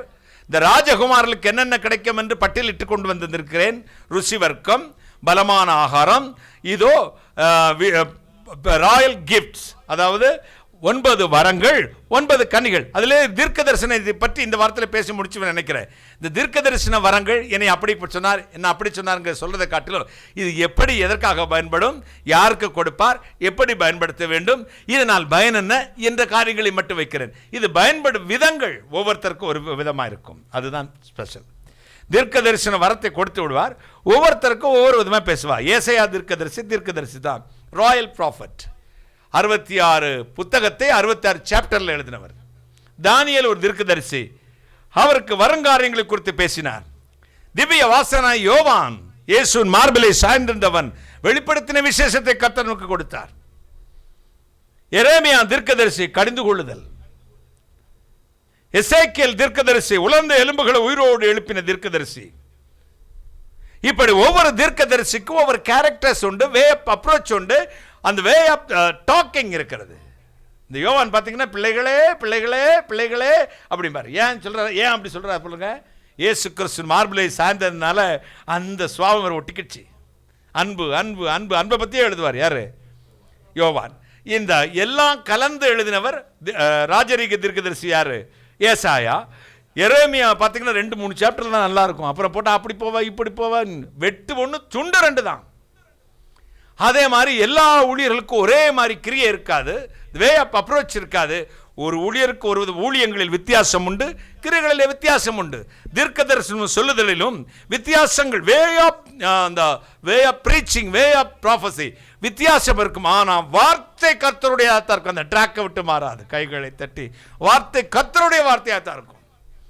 இந்த வேத புத்தகத்தில் இல்லாத, இந்த வேத வசனத்துக்கோடு ஒத்துப்போகாத எந்த தீர்க்க தரிசனமும் அது சுய தோற்றமுடையதும் மாமிசத்துக்குரியதும் உலக மனுஷனால் பிசாசினாலும் கொடுக்கப்படுகிறது. தேவனுடைய வார்த்தையோடு ஒத்துப்போகிற ஒரு தீர்க்க தரிசனம் தான் இனி ஆண்டவர் பைபிளை எழுதி கொடுத்துட்டு போன பிறகு சொல்ல வேண்டிய தீர்க்க தரிசனம். அதுக்கு முன்னாடி எப்படியோ சொல்லியிருக்கலாம். வேத வசனத்தோடு நம்ம எழுதப்பட்ட உயிலை எக்ஸ்பிளைன் பண்ணுறதான் இனி வரும் தீர்க்க தரிசனங்கள். எழுதப்பட்ட புத்தகத்தை, இதாவது உரைநடையை விளக்க வேண்டிய அவசியம் இல்லை. உரைநடை தமிழ் அப்படிம்பாங்க. இலக்கணம் அப்படி செய்யுள் அல்லது கவி. கவிதைனா எப்படி இருக்கணும்? கவியை விளக்கம் சொன்னாதான் தெரியுமா, இல்லை நீங்கள் படித்தாலே தெரிஞ்சிடுமா? விளக்கம் சொல்லணும். நான் சொல்கிறேன், இப்போ குங்குதேர் வாழ்க்கையம் சிறை தும்பி காமம் செப்பாது கண்டது மொழிமோ இப்படி ஒரு வரும், குறுந்தொகையில் வருது. இந்த அதே மாதிரி ஜாதி இரண்டொழிய வேறில்லை சாற்றங்கால் நீதி ஒழுவார் நெறிமுறையில் மேதினியில் இட்டோர் பெரியோர் விடாதாடு இருகுலத்தோர் இலிகுலத்தோர் பட்டாங்கில் உள்ளபடின்னு அவ்வை சொல்கிறார். இது ஏதாவது உங்களுக்கு புரிஞ்சுதா? நெல்லுக்கரைத்து நீர் வாய்க்கால் வெளிந்தோடி புல்லுக்கும் அங்கே புசியுமாம் தொல்லுலகு நல்லார் ஒரு பொருட்டு எல்லோருக்கும் பெய்யுமா மழை. ஏதாவது புரியுதா உங்களுக்கு? கவிதைனா செய்யுள்னா எக்ஸ்பிளைன் பண்ணணும், தீர்க்க தரிசனம்னா எக்ஸ்பிளைன் பண்ணணும். கைகளை தட்டி வேதத்தில் உள்ள தீர்க்க தரிசனத்துக்கு எக்ஸ்பிளனேஷன் தான் இப்ப வருகிற உண்மையான தீர்க்க தரிசனம் மூலமா கொடுக்கப்பட்டு கொண்டிருக்கிறது. கைகளை தட்டி நீ பாட்டுக்கா வந்தது வருது போனா போது இதை கட்டி மலை எழுப்ப வந்தா மலை அந்த டேஷ் அப்படின்னு இருக்கக்கூடாது. தேவனுடைய வார்த்தை ஏற்கனவே சொல்லப்பட்ட தீர்க்கதரிசிகள் அந்த காலத்தில் உள்ள செய்யுள் நடையிலே இதோ இலக்கண நடையிலே அல்லது கவிதை நடையிலே எழுதியிருக்கிறார்கள் என்று கற்பனையை நினைத்துக் கொள்ளுங்கள். மறைபொருளாக இருக்கிறது. அதை விளக்கக்கூடிய வல்லமையும் ஆற்றலையும் தீர்க்க தரிசன வரத்தையும் இப்பொழுது இருக்க தீர்க்கதரிசிகளுக்கு கற்றுக் கொடுத்திருக்கிறார். கைகளை தட்டி ஞான வரங்களை நாடுங்கள், விசேஷமாய் தீர்க்க தரிசனங்களை விரும்புங்கள். கையை தட்டுங்களேன். ஞான வரங்களை நாடுங்கள், விசேஷமாய் தீர்க்க தரிசன வரங்களை விரும்புங்கள். தீர்க்க தரிசன வரங்களை விரும்புங்கள். யூத், உங்களுக்கு மதர் டங்கு தெரியாது, எனக்கு தெரியும். இப்ப படிக்கிற யாருக்குமே தமிழ் தெரியாது. நான் படிக்கிற பாட்டில் ஒரு லைன் கூட உங்களுக்கு அர்த்தம் தெரியாது. ஒரு லைன் கூட சாதாரணமாக பாடினாலே ஃபாதர் இல்லை சிம்பிளாக எழுது வர அதே தெரியாது. அதை இங்கிலீஷில் எழுதி வச்சு தான் பாடுறீங்க. தமிழ் பைபிளை வாசிக்கிறது எங்கள் குடும்ப ஜபத்தில் இவனுக்கு படுற பாடு. தம் புருநாளும் அப்படின்னு ஒருத்தன் வாச்சான், தம் புருநாளும் அப்படின்னு வாச்சான். இன்னொருத்தன் வாச்சா இவன் வாசிமான் பாரு, அதை விட கொடுமையாக இருக்கும். அப்போ அர்த்தம் என்னன்னா தெரியாது, அர்த்தங்கள் என்ன அப்படின்னா தெரியாது. ஒரே சர்வேஸ்வரனை கும்பிடுகிறேன், ஒன்றும் ஒப்பில்லாத மெய்ப்பொருளை கும்பிடுகிறேன். அர்த்தம் சொல்லுங்க பார்க்கலாம். புரியுதா? ஒரே சர்வேஸ்வரனை கும்பிடுகிறேன், ஒன்றும் ஒப்பில்லாத மெய்ப்பொருளை கும்பிடுகிறேன். தம்பமன காணவனை கும்பிடுகிறேன், தாவீது சிம்மாசன அதிபதியை கும்பிடுகிறேன். ஏதாவது விளங்குதா? அன்னையாய் அப்பனாய் அன்று தொட்டு இன்று மட்டும் என்னையே புறந்தன்று மெஞ்ச தரும் என்னது கூட அன்னையாய் அப்பனாய் அன்று தொட்டு இன்று வரை இத்தரை மீதினில் காட்டு. போன வாரம் பாடினேன் ஒரு பாட்டு, உங்களுக்கு சொல்லித்தரேன். ஏன் இதை எக்ஸ்பிளைன் பண்ண போறேன்னா உங்களுக்கு பொறுத்த இருக்கு. எனக்கு பயந்துக்கிட்டு பாடுறது இந்த பாட்டெலாம் இவங்களுக்கு பார்த்தாலே வேப்பங்கா மாதிரி சொல்லிக் கொடுப்பேன் பாருங்க. உட்காந்துக்கிட்டு நைட்டில் வேப்பம் அவர் வந்து உட்காந்துருக்கேன் பாரு. ஐயோ அப்பா எம்பிட்டு நேரம் ஈன்னு இழுத்துக்கிட்டே அறுத்துக்கிட்டு இருக்கேன். தவெல்லாம் சொல்லுவான், நீ ரொம்ப நேரம் இழுக்கிறியா, ஷார்ட் அண்ட் ஸ்வீட்டாக கொடுங்க எங்களுக்கு. ஆமாப்பா. ஏப்பா நான் சாயங்காலம் 4 மணிக்கு கிரவுண்டு போய் 7:30 மணி வரை ஓடிட்டு வரீங்க, அது உங்களுக்கு போர் அடிக்கலை. ஃபேஸ்புக் பார்க்குறீங்க போர் அடிக்கலை, வாட்ஸ்அப் பார்க்குறீங்க போர் அடிக்கலை. கர்த்தருடைய வசனத்தை 1 மணி நேரம் பேசுனது போர் அடிச்சிருச்சு ஐயா. இவனுக்கு மட்டும் இல்லை, இவனுக்கு தான். இவன் உட்காந்து இப்படி அப்படின்னு அடிப்பான், இப்படி தொடுவான், பிடிக்கலை.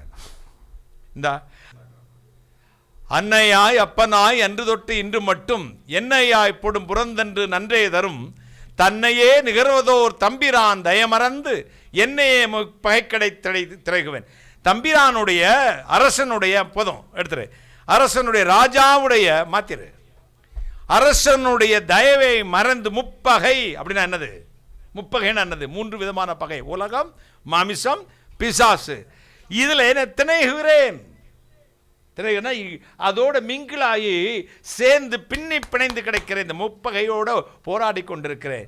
போராடி கொண்டிருக்கிற மனுஷன் நான். ஜென்மமாம் கருவிலே வினைவிடம் தீண்டலால், தாயின் வயிற்றில் இருக்கும்போதே வினைவிடமாகிய பாம்பு சர்ப்பம் பாவம் என்னை தீண்டிடுச்சே. அதனால் இன்று வரை இந்த 3ஓடு போராடி கொண்டிருக்கிறேன்.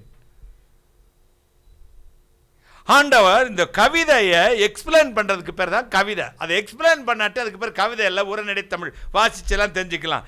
தீர்க்க தரிசன புத்தகங்களை விவரிக்கக்கூடியவன் அல்லது கர்த்தர் கொடுக்கிற வார்த்தைகளை ஜனங்களுக்கு விவரித்து புத்தியை உண்டாக்க கூடியதற்காக இந்த தீர்க்க தரிசன வரம் நமக்கு வேணும். கைகளை தட்டி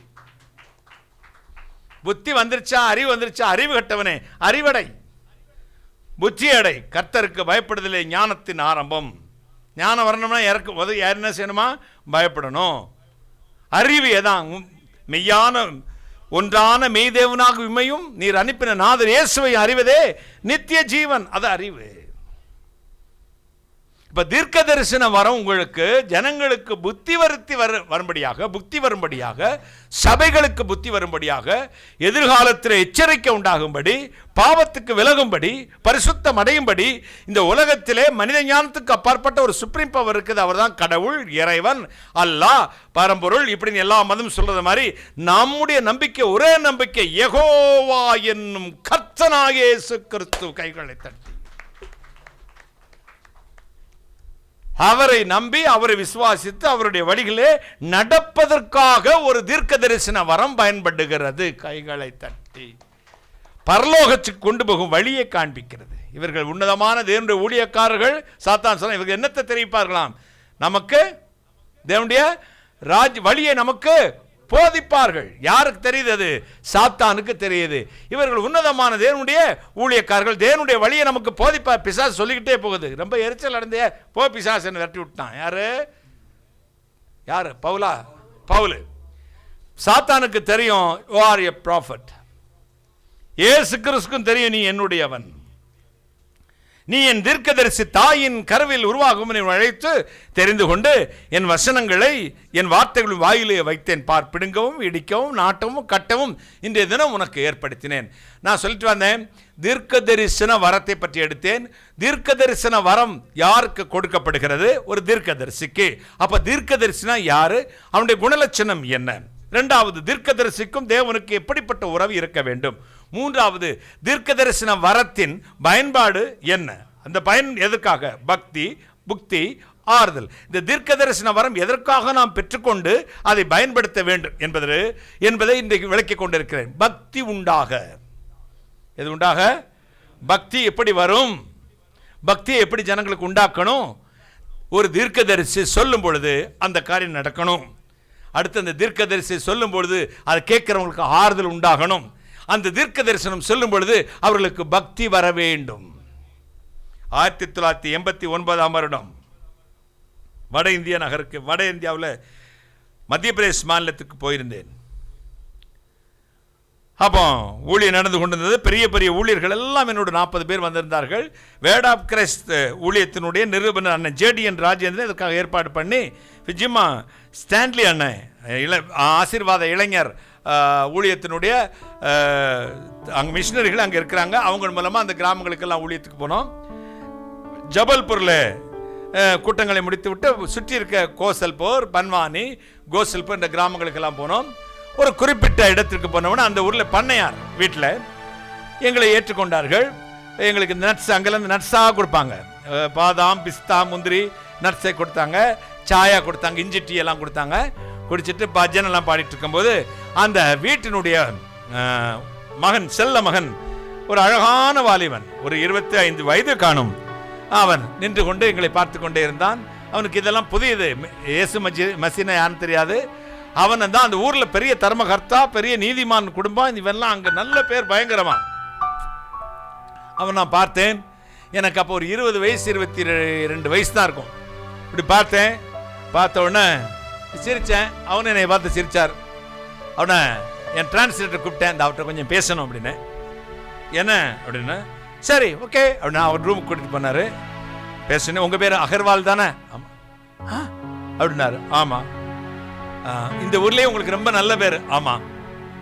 உங்களுக்கு தான் இந்த ஊர்லயே நீங்க தான் நூற்றுக்கணக்கான ஆயிரக்கணக்கான ஏக்கர்ஸ் எல்லாம் நிலமெல்லாம் வச்சிருக்கீங்க. இந்த ஊர்ல இருக்க ஆட்கள்லாம் உங்க பண்ணையில தான் வேலை செய்யறாங்க. ஆமா, நான் தான் அதற்கெல்லாம் முதலாளி. எஸ். உங்களை பற்றி நல்ல அபிப்பிராயம் மக்கள்கிட்ட இருக்கா? ஆமா இருக்கு. நான் தான் அவங்களுக்கு தெய்வத்துக்கு அடுத்த ஸ்தானத்தில் இருக்கிறேன். அப்படிப்பட்ட தான தர்மங்களை செய்கிறேன். சரி, நல்லது. கொஞ்சம் உட்காருங்களா? சரி, உங்களை பற்றி ஏதாவது ரிமார்க் இருக்குதா யாருக்கும் அப்படின்னு? இல்ல, ரிமார்க் எல்லாம் கிடையாது. இப்ப நான் சொல்றேன் கேளுங்க. நீங்க பல பெண்களின் வாழ்வை சீரழித்து பலரை கொன்று இதே கேம்பஸ்குள்ள புதைத்திருக்கீங்க. நீங்கள் உங்கள் நண்பர்களை சேர்ந்து எத்தனையோ கிரிமினல் குற்றங்களை செய்திருக்கிறீர்கள். ஒருத்தருக்கு தெரியாது, என்னை கண்டுபிடிக்க முடியாது, கண்டுபிடித்தால் என் பணத்தினால் சமாளித்து விடுவேன் என்று தைரியத்தோடு இன்னும் அதை செய்து கொண்டுதான் இருக்கிறீர்கள். ஏதை யாருக்கும் தெரியாது, ஆனால் என்னை ஆட்கொண்ட நான் சுமந்து கொண்டு வந்திருக்கிற கர்த்தராகிய இயேசு கிறிஸ்துவுக்கு தெரியும் என்றேன். கைகளை தட்டி அவ்வளவுதான். புழுவை போல துடித்தான், உருண்டான். சாமிஜி அப்படின்னு காலில் பிடிச்சிட்டு அழுதான். நான் சாமிஜி இல்லப்பா, எனக்கும் உனக்கும் சேர்ந்த ஒரு சாமிஜி எங்க இருக்காரு? மேல இருக்காருயா, அவர் மகாதேவன். கைகளை அப்படியே ஆண்டவர் ஏற்றுக்கொண்டார். அதிர்ந்து போனார்கள். என்னப்பா பேசுனா? அவருக்கு அழுகிறாரு. என்ன அது உங்களுக்கு எல்லாம் தேவையில்லை, இன்று வரை சொல்ல மாட்டேன். 1992 வருஷம் மீனாட்சி நகர், மன்னிக்கவும், துரைசாமி நகர் என்ற இடத்தில் எங்களுடைய இயேசுமத அலுவலகத்தை மதுரையிலே தொடங்கி நடத்தி வந்தோம். அப்போ அவ்வளோ ஃபேமஸ் இல்லை, யாரும் இல்லை. நானும் இயேசுநாதரும் இன்னும் ஒரு பிரதர் இருந்தார், இயேசுபாதம் பிரதர், இவங்க இருந்தாங்க. ஒரு நாள் சாயங்காலம் ஒரு தாயும் மகளும் என்னை பார்க்க வந்தார்கள். அந்த காலத்தில் விசுவாசிகள் நகை அணிய மாட்டார்கள். இப்பவும் நகை அணியாத சகோதரிகள் உண்டு. இப்போ அதெல்லாம் டேக்கிட்டிஸ், அணிஞ்சாலும் பரவாயில்ல, அணியாலும் பரவாயில்ல, எங்கள் சபைக்கு வந்தால் போதும் கூப்பிடுற பாஸ்டர்மாரும் உண்டு. ஒரு காலத்தில் நகை அணிந்தாலே பரலோகம் போக முடியாது, பரலோகத்துக்கு டிக்கெட்டே கிடைக்காதுன்னு சொன்னவங்க இப்போ நகை போட்டாலும் பரவாயில்ல, அட்ஜஸ்ட் பண்ணிக்கிறவர் ஆண்டவர் பரலோகம் போலாம். ஆல்ட்ரேஷன் ஆயிடுச்சு, உபதேசத்தில் ஆல்ட்ரேஷன் ஆயிடுச்சு. அதான் சொன்னேன், ஆரம்பத்தில் கொண்டிருந்த விசுவாசத்தில் இருந்து நீங்கள் அடி பலராதீங்க. பேசுனா ஒரே பேச்சு, அன்னைக்கு ஒரு பேச்சு இன்னைக்கு ஒரு பேச்சு இருக்கக்கூடாது, ஒரே பேச்சு. வானமும் பூமி ஒழிந்து போகும், கர்த்தருடைய வார்த்தை ஒருபோதும் ஒழியாது. சின்னது கூட்டவும் கூடாது, குறைக்கும் கூடாது. சமயத்துக்கு ஏற்ற மாதிரி ஆல்ட்ரேஷன் பண்ணிக்குவாங்க. அப்போ வெள்ளையா அந்த அம்மா பயங்கரமான விசுவாசம். அந்த பொண்ணு கொஞ்சம் சின்ன ஒரு புல்லு மாதிரி ஒரு செயின் எல்லாம் போட்டுருந்துச்சு, பயங்கரமாக மேக்கப் எல்லாம் பண்ணிருந்துச்சு. வந்தாங்க, நான் ரொம்ப கொஞ்சம் வயசு. அந்த அம்மா சொன்னாங்க, ஐயா இவளுக்கு கொஞ்சம் பிசாசு கோளாறு மாதிரி இருக்கியா, புருஷனுடைய வாழ மாட்டேங்கிறா, அடிக்கடி சண்டை போட்டு அங்கே எங்கேயும் போகிறாங்க, இவ புலம்புறா, அங்கே பண்ணுறா இங்கே பண்ணுறா, ஐயா நீங்கள் ஜெபம் பண்ணனா போயிடும் அப்படின்னா. சரி அம்மா ஜெபம் பண்ணுறேன். அந்த பொண்ணுக்கு ஒரு 22 வயது 23 வயது காணும். நான் கண்களை மூடினேன். இயேசு என் அருகில் வந்து நின்றார். கர்த்தருடைய சத்தம் காதுகளில் ஒலிக்க ஆரம்பிச்சது. இந்த பெண்ணுக்கு பிசாசும் இல்லை, பேயும் இல்லை. இவள் விபச்சார தொழிலை செய்கிறாள். விடுதிகளுக்கு போய் பல ஆண்களோடு தன் உடலை விற்று அந்த பணத்தை கொண்டுதான் அவள் குடும்பத்தை கழிக்கிறாள். போதை பொருளுக்கு அடிமையா இருக்கிறாள். பொல்லாத போதைகளை இவளும் கணவனும் சேர்ந்து சாப்பிடுகிறார்கள். இந்த பொல்லாத பிசாசு இவளை சும்மா விட மாட்டேங்கிறது. தினம்தோறும் பல ஆண்களை நாடி போவாள் என்றார். இதை சொன்னா எனக்கு என்ன பூசை கிடைக்கும் நினைச்சுக்கங்க. அப்பெல்லாம் எனக்கு அவ்வளவு விவரம் தெரியாது.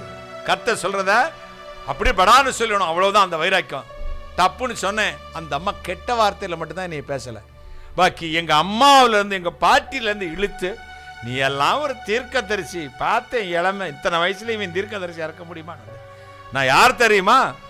நானே 15 வயசுல ரட்சிக்கப்பட்டேன். பிள்ளைகளை கர்த்தருக்குள்ள வளர்த்திருக்கேன், பரிசுத்தமான பிள்ளைங்க. என்ன தீர்க்கதரிசனம் சொல்ற நீ எல்லாம் மடப்பயல அப்படின்னு. நான் அப்படியே நடுங்கி போய் பேசாம என்ன, அதெல்லாம் தெரியாதுமா, ஏசப்பா சொல்ல சொன்னாரு, சொல்லிட்டேன். ஏசப்பா அதெல்லாம் சொல்லுவாரா அப்படின்ச்சு. சோபாவில் உட்கார்ந்துருந்த அந்த பொண்ணு, நானும் அப்படி கீரக்குள்ள நடுங்கி போயிருக்கேன். ஆனால் எனக்கு ஒரு கலக்கம் இல்லை, ஏன்னா என் கர்த்தர் சொன்னதை சொல்லிவிட்டேன், அவ்வளோதான். அந்த பொண்ணு, அம்மா மம்மி கீப் கைட், உட்காருங்க அப்படின்ச்சு. என்னடி பிரதர் சொன்னதெல்லாம் உண்மை. கைகளை தட்டி, நீங்கள் என்னை திருமணம் பண்ணி கொடுத்தீர்கள். அவன் ஒரு குடிகாரன், போதை போடுகிறவன், தினம் குடிச்சிட்டு வருவான்.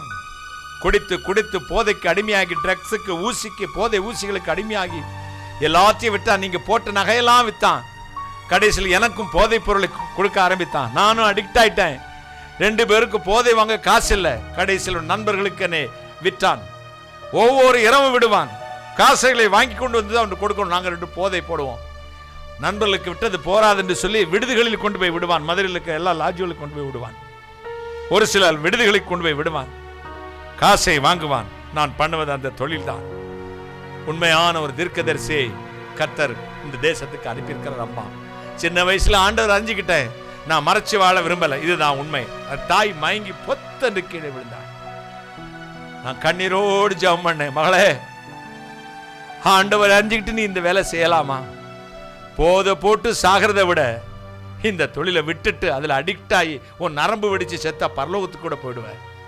விட்டுரு மகளே, விட்டுரு தங்கச்சி. கண்ணீரோடு ஜெபம், கண்ணீரோடு கதறி அழுதா. அவருடைய தாயினிடத்தில் மன்னிப்பு கேட்டார்கள். புத்தி வந்தது, பக்தியும் வந்தது. ஒரு தீர்க்க தரிசனம் ஒரு மனிதனை சீர்கட்ட குணத்தை விட்டு மாற்றுவதற்காக கொடுக்கப்பட்டிருக்கிறது. பாவத்தை விட்டு திருப்புவதற்காக கொடுக்கப்பட்டிருக்கிறது. ஜனங்களுக்கு பயம் உண்டாக கொடுக்கப்பட்டிருக்கிறது. ஜனங்களுக்கு ஞானம் வருவதற்காக கொடுக்கப்பட்டிருக்கிறது.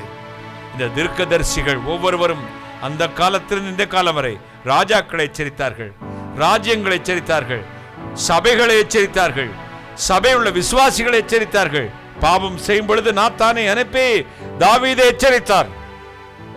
தேசம் பாவம் செய்த பொழுது தேசங்களுக்கு தீர்க்கதரிசிகளை கர்த்தர் அனுப்பி எச்சரித்தார். தேசத்துக்கு தீங்கு வரப்போகிறது, தீரு சாம்பல் மேடாகும், உப்பு விதைக்கிற களமாகும் என்று தீர்க்கதரிசிகள் சொன்னார்கள். அதே போல ஆனது. ஆண்டவர் சொல்வது அப்படியே நடக்கும்.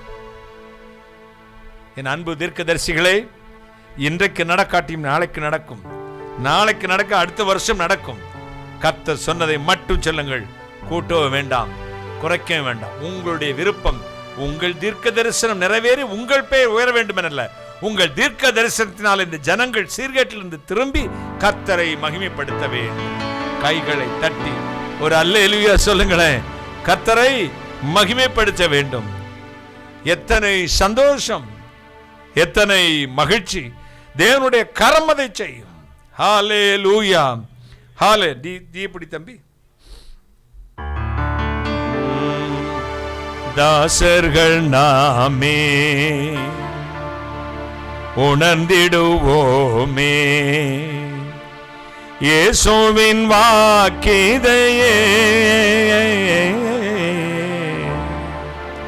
தாசர்கள் நாமே உணர்ந்திடுவோமே இயேசுவின் வாக்கிதையே.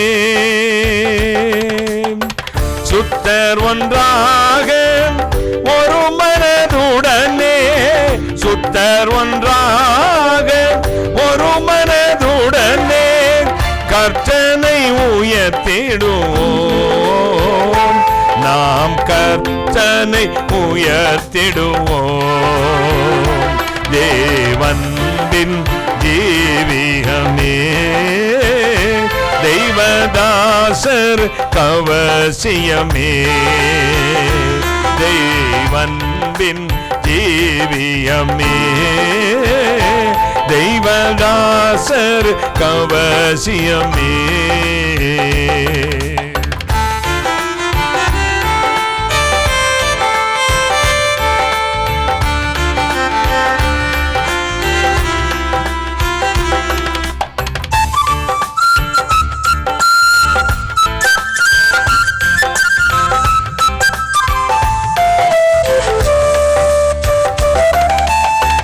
ஒருவர்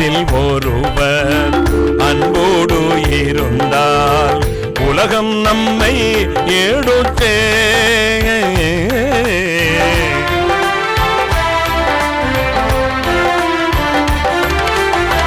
ஒருவரில் ஒருவர் அன்போடு இருந்தால் உலகம் நம்மை எடுத்தே. இயேசுவின் சீடர்கள் இவர்கள் என்றே, இயேசுவின் சீடர்கள் இவர்கள் என்றே சாட்சி பகந்திடுமே. நல் சாட்சி பகந்திடுமே. தேவன்பின் ஜீவியமே, தெய்வதாசர் கவசியமே. தேவன்பின் ஜீவியமே, தெய்வதாசர் கவசியமே.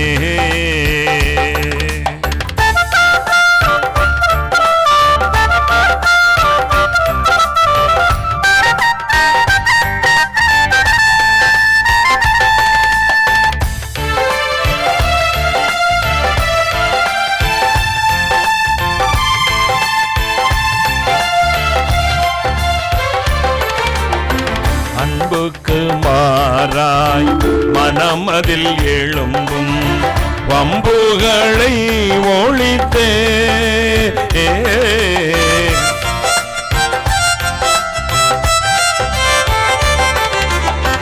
அன்புக்கு மாறால் மனமடி எழும்பும் வம்புகளை ஒழித்தே.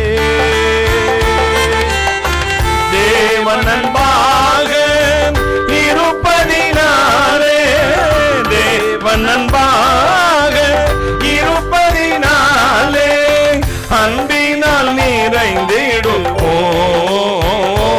நாம் அன்பினால் நிறைந்திடுவோம். தேவன்பின் ஜீவியமே தேவதாசர் கவசியமே. தேவன்பின் ஜீவியமே தேவதாசர் கவசியமே.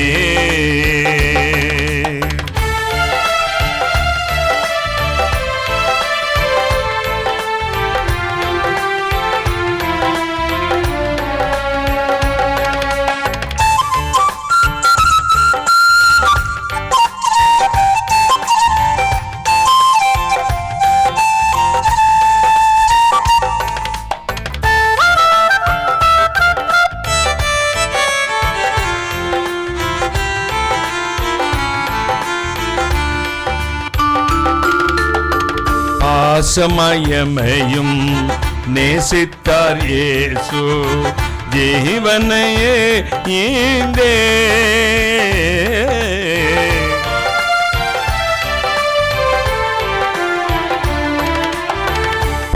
பாசமயமையும் நேசித்தார் இயேசு ஜீவனையே ஈந்தே. நாமும் அது போல் ஒருவரை ஒருவர், நாமும் அது போல் ஒருவரில் ஒருவர் நேசமாய் வாழ்ந்திடுவோம். நாம் நேசமாய் வாழ்ந்திடுவோம். தேவன்பின் ஜீவியமே தேவதாசர் கவசியமே. தேவன்பின் ஜீவியமே தேவதாசர் கவசியமே.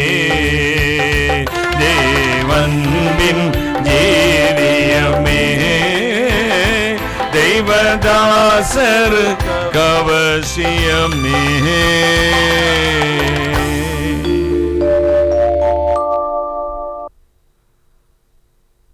ஒரு மனிதனுக்கு பக்தி வருகிறது,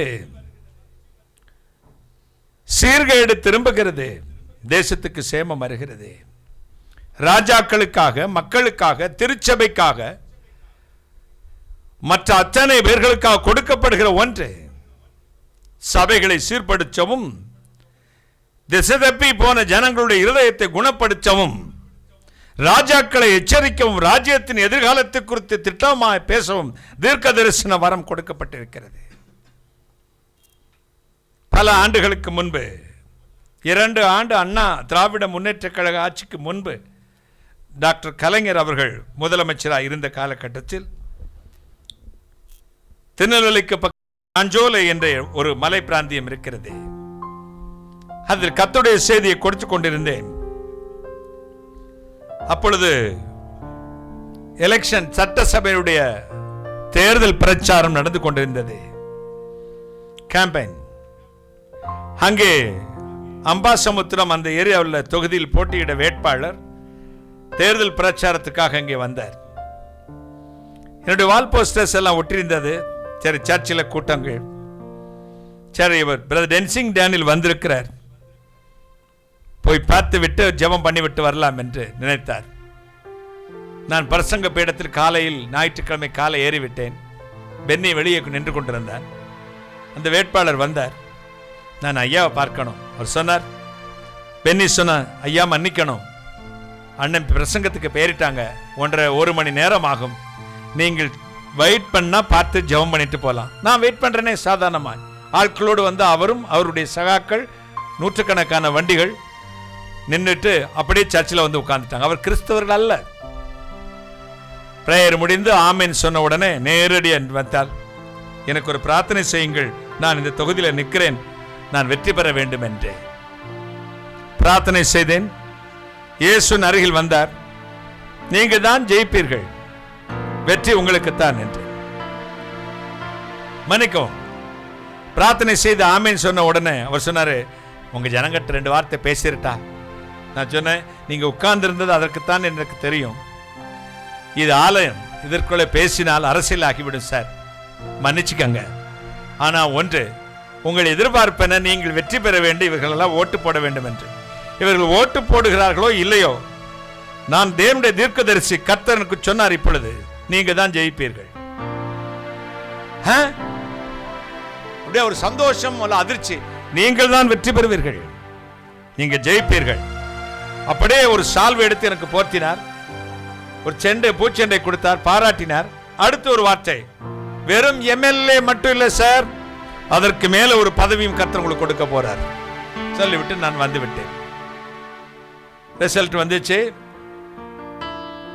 ஜெயிச்சிட்டார். நான் சிங்கப்பூர்ல இருக்கிறேன், இப்போ மீட்டிங் போயிட்டேன். இங்க ரிசல்ட் தான் கொஞ்சம் லேட்டா தானே வரும் நம்ம நாட்டில். எப்பவுமே பெட்டியெல்லாம் வச்சுட்டு அதுக்கு பிறகு தான் ரிசல்ட் சொல்லுவாங்க. வெளிநாடுகளில் தான் அன்று எலெக்ஷன், அன்றைக்கே ரிசல்ட் வந்து. நம்ம நாட்டில் மட்டும் 1 மாசம் 2 மாசம் கூட ஆகும். ஆனது அரச மந்திரி சபை அமைக்க ஆரம்பித்தார்கள். நிகழ்ச்சி வந்தது. அந்த முறை டாக்டர் கலைஞர்களுடைய அமைச்சரவையில் சபாநாயகராக அவரை தேர்வு செய்தார்கள். ஆவுடையப்பன் ஐயா அவர்கள் கைகளை தட்டி நன்றி கடிதம் எழுதியிருந்தார். என்னோடு இருந்த என்னுடைய உடன் ஊழியர் பிளைட்ல போயிட்டு இருக்கும்போது, சார் ஜெபம் பண்ணுனாங்க, அதனாலதான் நான் வெற்றி பெற்று இவ்வளவு பெரிய பதவிக்கு வருவேன்னு சொன்னாங்க, வந்து விட்டேன். அதே போல் கேரளாவில் ஒரு மந்திரி, ஒரு எம்எல்ஏவை நம்முடைய கூட்டங்களுக்கு தலைமை தாங்க அழைத்தார்கள். அவர் சொன்னார், விழிச்சுக்கிட்டு, நான் ஒரு சாதாரண எம்எல்ஏ, மந்திரி ஐயா என்னை கூப்பிட்டு தலைமை தாங்க சொல்றீங்க அப்படின்னு. உடனே எனக்கு போன்ல பாஸ்டர் சொன்னார், பாஸ்டர் விஜயன் என்று கர்த்தருக்குள் போய்விட்டார். அவர் மலையின் கீழ் மலையம் தெய்வ சபையோட பாஸ்டர். அப்போ அவர் சொன்னாரு, அவர் என்ன, நான் சாதாரண எம்எல்ஏ, என்னைய போய் எனக்கு தலைமை, நான் மந்திரியா? உடனே அந்த வார்த்தையை கேட்டேன். 4 நாள் கூட்டம், முதல் நாள் இதை நடக்கிறது. நான் சொன்னேன், ஏன் கர்த்தர் நினைச்சா நாளைக்கு அவர் மந்திரி ஆக்கிடுவாரு, வர சொல்லுங்க. ஜபிக்க வாயில என்ன சொல்லி, கர்த்தர் நினைத்தா நாளைக்கே அவர் மந்திரி ஆக்குவாரு, அவர் கூட்டத்துக்கு வர சொல்லுங்க சார். அடுத்த நாள் காலை 11 மணி செக்ரட்டரியேட்ல இருந்து, முதலமைச்சருடைய அலுவலகத்திலிருந்து ஒரு போன் அவருக்கு வந்துச்சு. போயிருக்காரு, இன்றிலிருந்து உங்களை டிரான்ஸ்போர்ட் மினிஸ்டராக, போக்குவரத்து துறை அமைச்சராக பதவி உயர்வு செய்திருக்கிறீர்கள், பதவி பிரமாணம் எடுத்துக்கொள்ளுங்கள். பதவி ஏற்ற உடனே சாயங்கால கூட்டத்துக்கு அந்த பதவியேற்பு முடிஞ்ச நேர ஸ்டேஜுக்கு மந்திரியாக வந்தார் சக்தன் நாடார் அவர்கள். கைகளை தட்டி. நம்ம கூட்டம் எங்க நடந்தாலும் நடக்கும். ஸ்பெஷல் டிரான்ஸ்போர்ட்லாம் அப்போ மக்களுக்கு ஒழுங்கு செய்வதற்கு அனுமதி கொடுப்பார். கைகளை தட்டி. ராஜாக்களுக்கு சொல்லும்படி, ராஜ்யங்களுக்கு சொல்லும்படி ஸ்ரீலங்காவுக்கு பிரசிடென்ட் எலெக்ஷனுக்கு என்னை அழைத்திருந்தார்கள். இப்பொழுது போன இந்த கடந்த பிரசிடென்ட் எலெக்ஷனுக்கு நான் சொன்னேன், எது எப்படியோ என்னிடத்தில் இருந்த பையன்தான் அங்கே பிரைம் மினிஸ்டருடைய பிஏ போல ஒரு அருமையான பையன். சொன்னா, எங்க அங்கிள் வருவாங்க, 3 நாள் கூட்டம் கொழும்பில் நடக்கும், நீங்கள் அந்த கூட்டத்துக்கு வாங்க, ஜெபம் பண்ணுவார் சொல்லுவார். 3 நாள் வந்தார்கள். 3ஆம் நாள் அந்த குடும்பமே வந்து உட்கார்ந்திருந்தது. கர்த்தர் சொன்னார், நீங்கள் தான் வரப்போகிறீர்கள், எங்கள் ஜனங்களுக்கு எந்த தீங்கு செய்து விடாதீர்கள், நன்மையை செய்யுங்கள், கர்த்தர் மேலும் உங்களை உயர்த்துவார். இனிமேல் எங்கள் ஜனங்களுக்கு ஒன்றுமே நீங்கள் தீமை செய்யக்கூடாது. அரண்டு போய் உட்கார்ந்தார். அடுத்த நாள் காலையில் எலெக்ஷன், சாயங்கால எண்ணிக்கை. அன்னைக்கே பிரசிடென்ட் ஆயிட்டார். நான் பேர் சொல்ல மாட்டேன். ராணுவ மரியாதையோடு எங்களை கொண்டு போய் ஏர்போர்ட்ல ஏற்றி விட்டார்கள். கைகளை தட்டி கர்த்தரை மகிமைப்படுத்தி. எங்கே இருக்கிற எத்தனையோ முதலமைச்சர்கள் தொலைபேசியில் தொடர்பு கொண்டு ஜெயிப்பேனா தோற்பேனா கேட்பார்கள். ஐ ஆம் நாட் எ குறி சொல்லுகிறவன், நான் ஜோசியக்காரன் அல்ல. ஆனால் கர்த்தர் இந்த ஆண்டிலே உங்களைத்தான் வைக்க விரும்புகிறார். கைகளை தட்டி. இல்லை, ஜெயிக்க மாட்டீர்கள். எதை சொன்னாரோ சொல்லிவிடுவேன். வீடு தேடி எத்தனையோ அமைச்சர்கள், எத்தனையோ மந்திரிகள் சென்னையிலே இருந்து கூப்பிட்டு கேட்பார்கள். என்னுடைய சுய மகிமைக்காக இதை சொல்லவில்லை. என் அன்பு உடன் ஊழியர்களே, பொதுமக்களே, எந்த ஆட்சி வந்தாலும் சரி, எந்த கவர்மெண்ட்டுக்கும் நான் சாதகமும் பாதகமானவன் அல்ல. கர்த்தருடைய ஜனங்களுக்கும் நம்முடைய இந்திய தேசத்திற்கும் எல்லோரையும் ஒரே தாயின் பிள்ளைகளாக நினைக்கிற ஒரு அரசாங்கம் வர வேண்டும் என்று மட்டுமே நான் விரும்புவேன். கைகளை தட்டி. யாரோடு எனக்கு வெறுப்பும் கிடையாது, யாரோடு நேசமும் கிடையாது.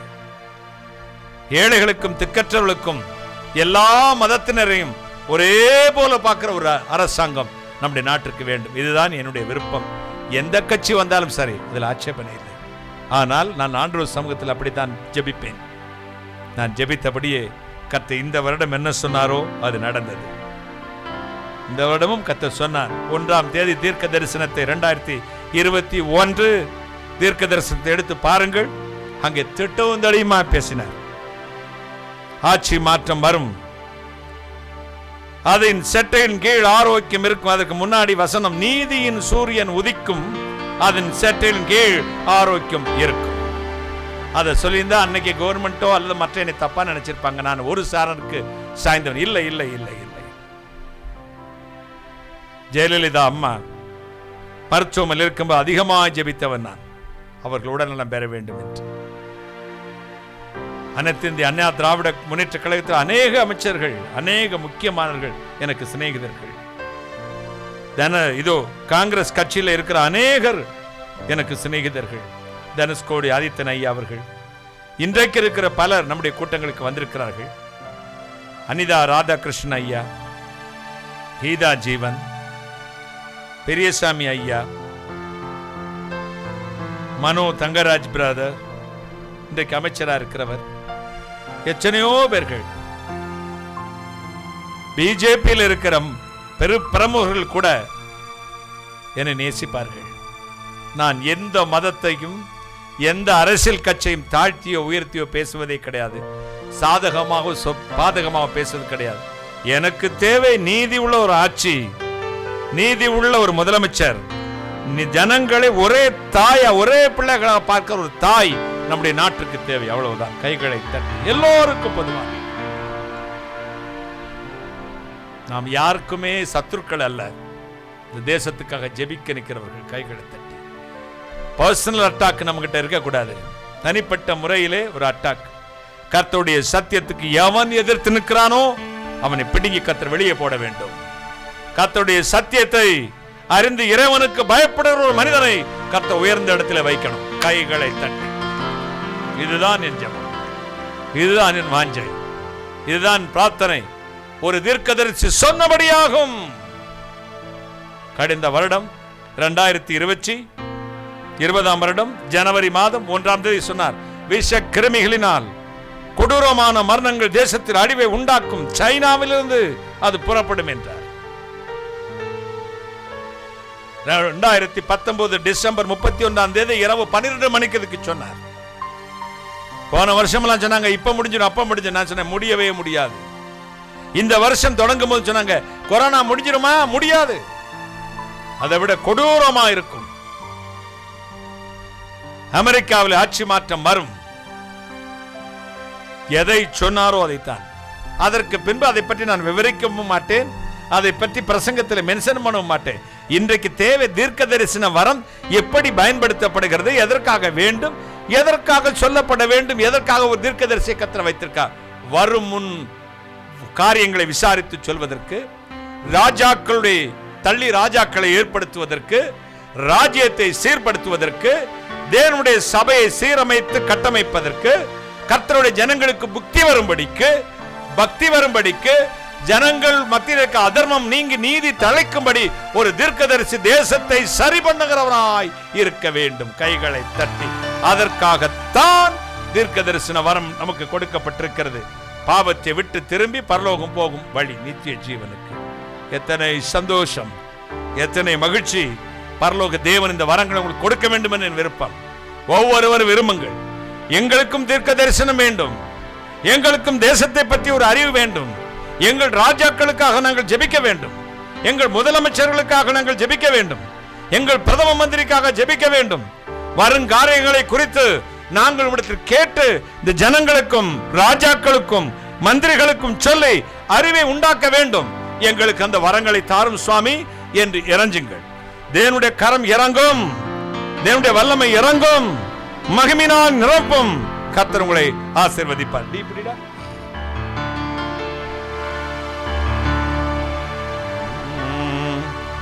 கிருபையுடன் எந்தன் இதயத்தில் வாரும், கேடு பாடுகள் யாவையும் தீரும். பொறுமை நம்பிக்கை அன்பு போதவே தாரும். பொறுமை நம்பிக்கை அன்பு போதவே சாரும். பொன்னு லோகமதில் என்னையும் சேரும். ஏசோ நசரயின் அதிபதியே, ஏசோ நசரயின் அதிபதியே, நரர்பிணி தீர வந்த இரட்சகனே, ஏசோ நசரயின் அதிபதியே.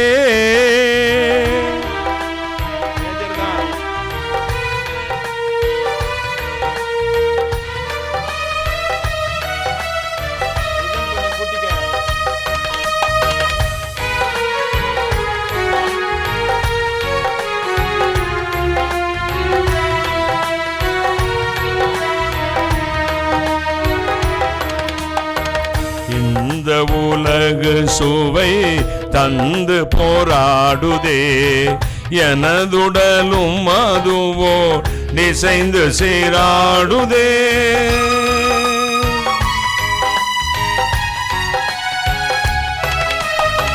இந்த உலகு சுவை தந்து போராடுதே, எனதுடலும் அதுவோ நிசைந்து சீராடுதே.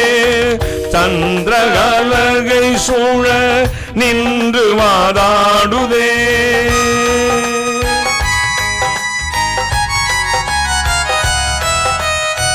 சந்திரகலகை சூழ நின்று வாதாடுதே. சுவாமி பவியகம் நோயினில் வாடுதே, ஏசோ நசரயின் அதிபதியே, ஏசோ நசரயின் அதிபதியே.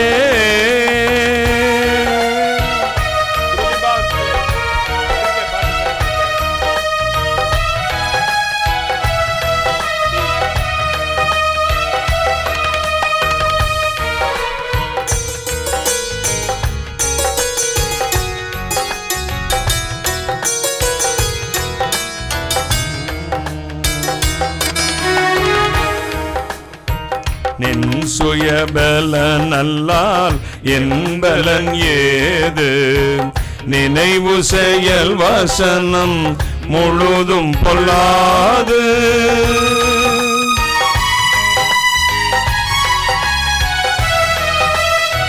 நின் சுயபலன் அல்லால் என் பலன் ஏது, நினைவு செயல் வசனம் முழுதும் பொல்லாது.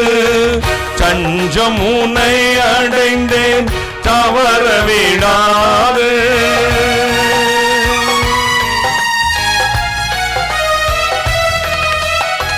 தஞ்சம் உனை அடைந்தேன் தவற விடாது.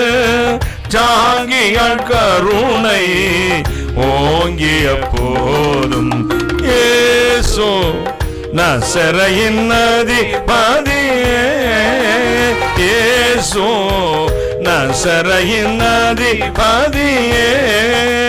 நரர்பிணி தீர வந்த இரட்சகனே, ஏசோ நசரயின் அதிபதியே. கிருபையுடன் எந்தன் இதயத்தில் வாரும், கேடுபாடுகள் யாவையும் தீரும்.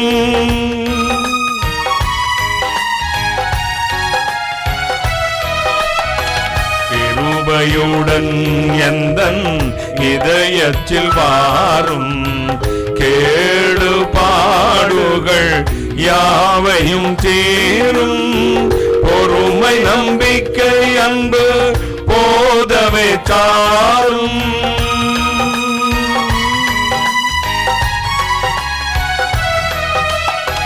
பொறுமை நம்பிக்கை அன்பு போதவே தாரும்.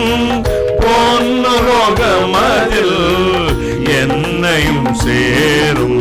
இயேசு நசரேயின் அதிபதியே, இயேசு நசரேயின் அதிபதியே, நரபிணி தீர வந்த ரட்சகனே, இயேசு நசரேயின் அதிபதியே.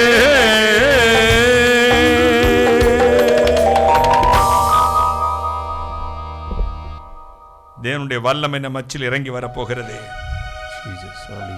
பரிசுத்தமான தேவன், தீர்க்க தரிசன வரங்களை நாடுங்கள், மேலான வரங்களை நாடுங்கள், ஞான வரங்களை நாடுங்கள், தீர்க்க தரிசன வரங்களை நாடுங்கள். தேவனுடைய மகிமை நம் மத்தியில் இறங்கி வரட்டும். நன்றி மட்டும் சொல்லிக் கொண்டே இருங்கள். நன்றி இயேசு சுவாமி, நன்றி நன்றி தகப்பனே, நன்றி அப்பா, கோடா கோடி நன்றி, கோடா கோடி நன்றி. கண்களை மூட போகிறோம். தீர்க்கதரிசிக்கும் தீர்க்கதரிசி குணலட்சணம் எப்படி இருக்க வேண்டும், தீர்க்கதரிசிக்கும் தேவனுக்குள்ள உறவு எப்படி இருக்க வேண்டும், தீர்க்கதரிசனுடைய பயன்பாடு என்ன, தீர்க்க தரிசனத்தினால் உபயோகம் என்ன, தீர்க்க தரிசனம் சொல்வதின் உபயோகம் என்ன. பக்தி, புத்தி, ஆறுதல். பக்தி, புத்தி, ஆறுதல்.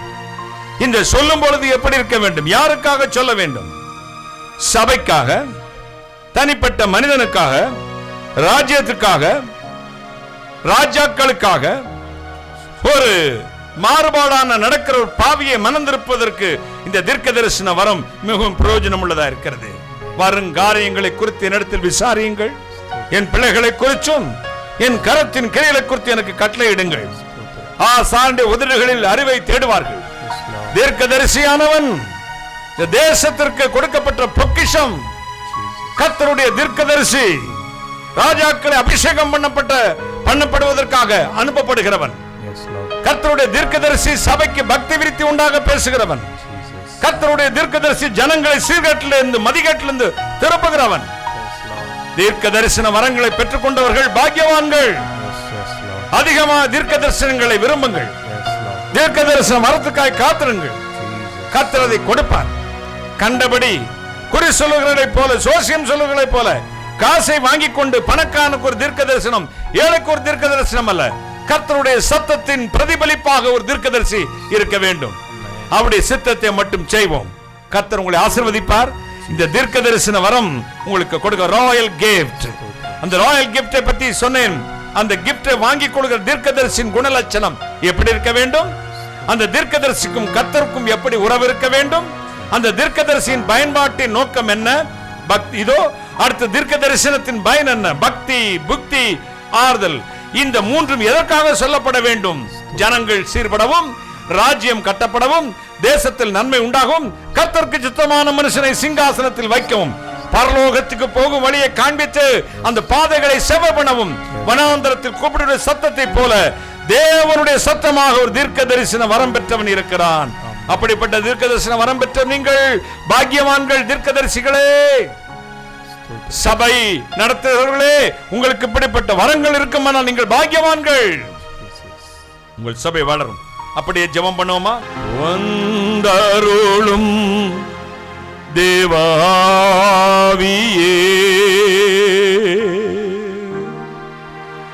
சந்தருளும் தேவ மகிமையே,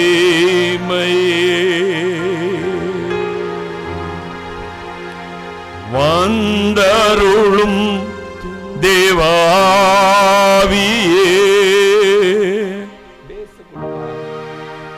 சந்தருளும் தேவ மகிமையே, ஆவியே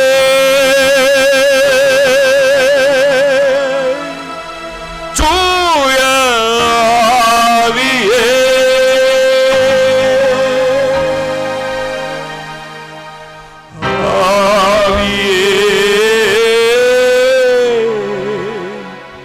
தூய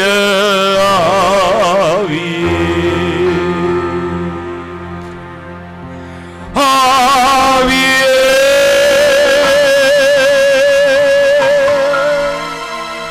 தூய ஆவியே,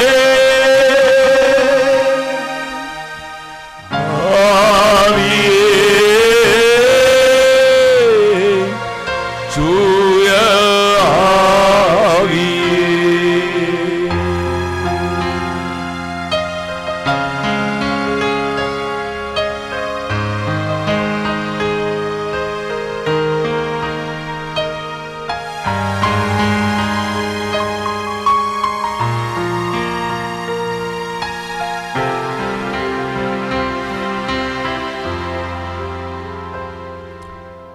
அபிஷேகியும் தூய ஆவியே, அனல் மூட்டும் தூய ஆவியே,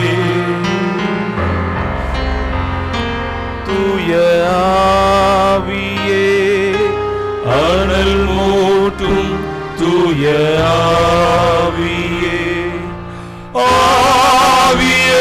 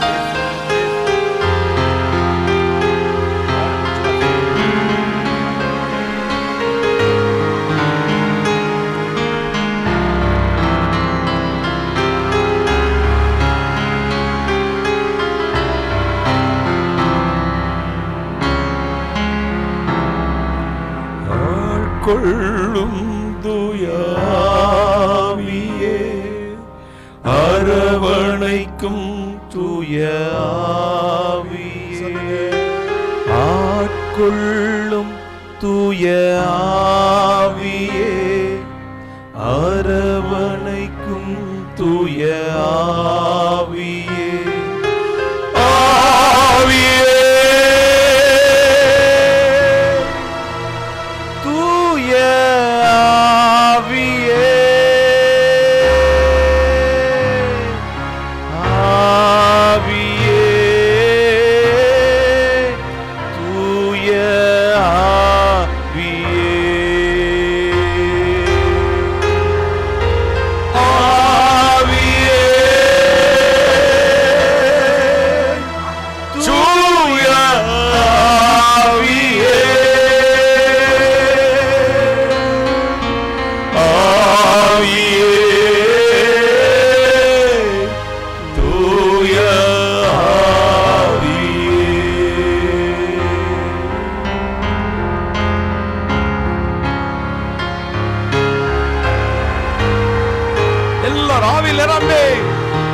லைவ்ல இருக்காங்க எல்லாரும் ஆவில நிரம்பி ஆவில நிரம்பி ஆவில நிரம்பி கண்களை மூடி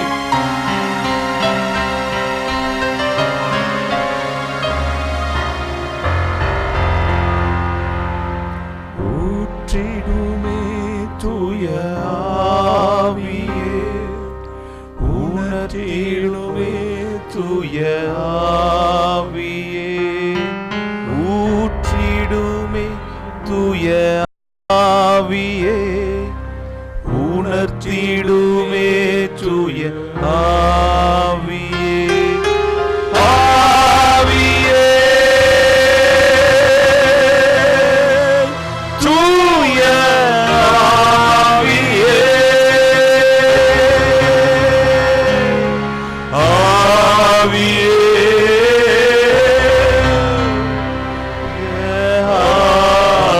கைகளை உயர்த்து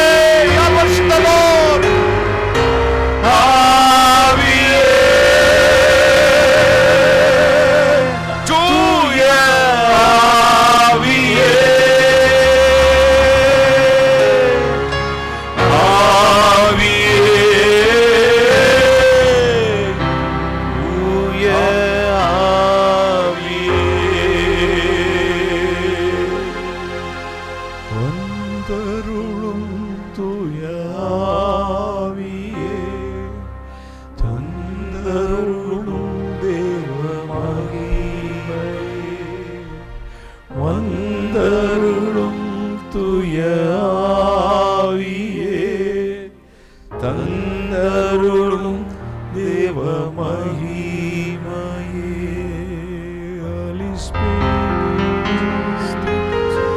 Holy Spirit of God Jesus Hallelujah அப்படியே 2 நிமிஷம் கைகளை தட்டி ஆண்டவர் ஆராதிங்க Amen. We'll worship the Lord God in the power of the name of Jesus right now. தேவனுடைய மகிமை ஒவ்வொரு மேல இறங்கட்டும், இருக்கட்டும். தேவனுடைய மகிமை உள்ள கர்த்தருடைய வல்லமை உள்ள கரம் ஒவ்வொரு மேலும் தேவனுடைய வல்லமை உள்ள கரம் இறங்கி வரட்டும் சுவாமி, இறங்கி வரட்டும். Thank you Jesus. நன்றி இயேசு உங்களை தொட்டுக் கொண்டிருக்கிறார். தேவனுடைய வல்லமை வரங்களில் உங்கள் நிரப்ப ராயல் கிஃப்ட், ராஜ ரீக வெகுமதி, the gift of prophecy. தேவனுடைய தீர்க்கதரிசன வரம் உங்களுக்கு கொடுக்கப்படுகிறது. தீர்க்கதரிசன வரங்களை விரும்புங்கள், தீர்க்கதரிசன வரங்களை நாடுங்கள், மேலான வரங்களை நாடுங்கள். நன்றி இயேசு சுவாமி. உம்முடைய வல்லமை உள்ள கரம் ஒவ்வொரு மேல இறங்கட்டும். பொல்லாத பிசாசே தேசத்தை விட்டு, பொல்லாத ஆவிகளை ஜனங்களை விட்டு, பொல்லாத பிசாசின் ஆவிகளை, தீர்க்கதரிசிகளை போல நடித்துக் கொண்டிருக்கிற மாய்மால ஆவிகளை, துரைத்தனங்களையும் அதிகாரங்களை உறிந்து கொண்டு வெளியரங்க கோலமாக்கி அவைகளின் மேல் சிலுவையில் சென்ற இயேசு கிறிஸ்துவின் நாமத்தை அந்தந்த சரங்களை விட்டு வெளியே போ. Yes Lord. Come out, tell you in the name of Jesus. இயேசு கிறிஸ்து நாமத்தில் பிதாவே, தேவனுடைய வல்லமை இறங்கட்டும், தீர்க்கதரிசன வரங்கள் இறங்கட்டும், தீர்க்கதரிசன வரங்கள் ஒவ்வொரு மேலும் இறங்கட்டும். தீர்க்கதரிசினிகளாக உங்களுடைய பிள்ளைகள் உண்மையான தீர்க்கதரிசினிகளாக, கர்த்தருடைய தீர்க்கதரிசினிகளாக மாற்றும், தீர்க்கதரிசிகளாக மாற்றும். கர்த்தருடைய மேன்மை ஒவ்வொரு மேலும் இறங்கட்டும். பரிசுத்தாவின் வரங்களினால் நிரப்பும். இயேசு உங்களை தொட்டுக் கொண்டிருக்கிறார். தேவனுடைய வல்லமை இறங்குகிறது, ஒவ்வொரு மேல இறங்குகிறது.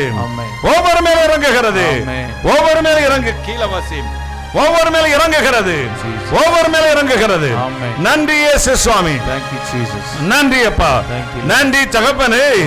கோடான கோடி நன்றி.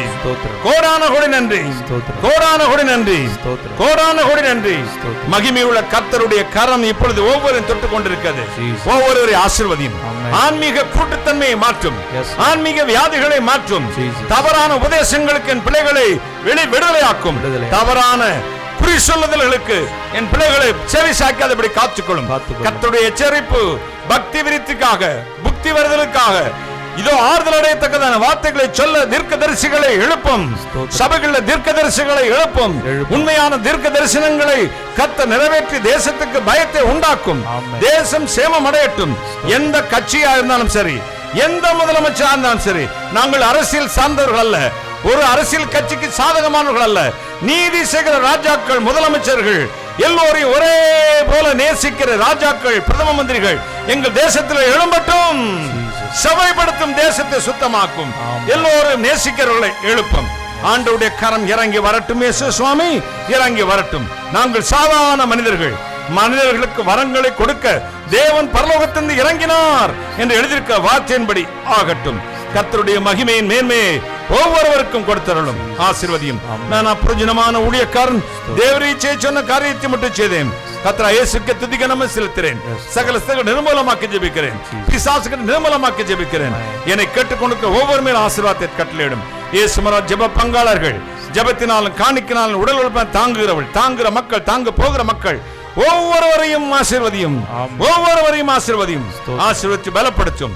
ஆண்டவரே, நான் அப்பிரயோஜனமான ஊழியக்காரன் தேவரீச்சை சொன்ன காரியத்தை மட்டும் செய்தேன். கர்த்தரா இயேசுவுக்கு துதி கனம் செலுத்துகிறேன். இயேசு கிறிஸ்து நாமத்தில் ஜனங்களை ஆசீர்வதித்து அனுப்புகிறேன். நீ ஆசீர்வதிக்க நானும் ஆசீர்வதிப்பேன் என்று ஆசீர்வதிக்கிறேன். சாபங்கள், வியாதிகள், பலவீனங்கள் நீங்கி போகட்டும்.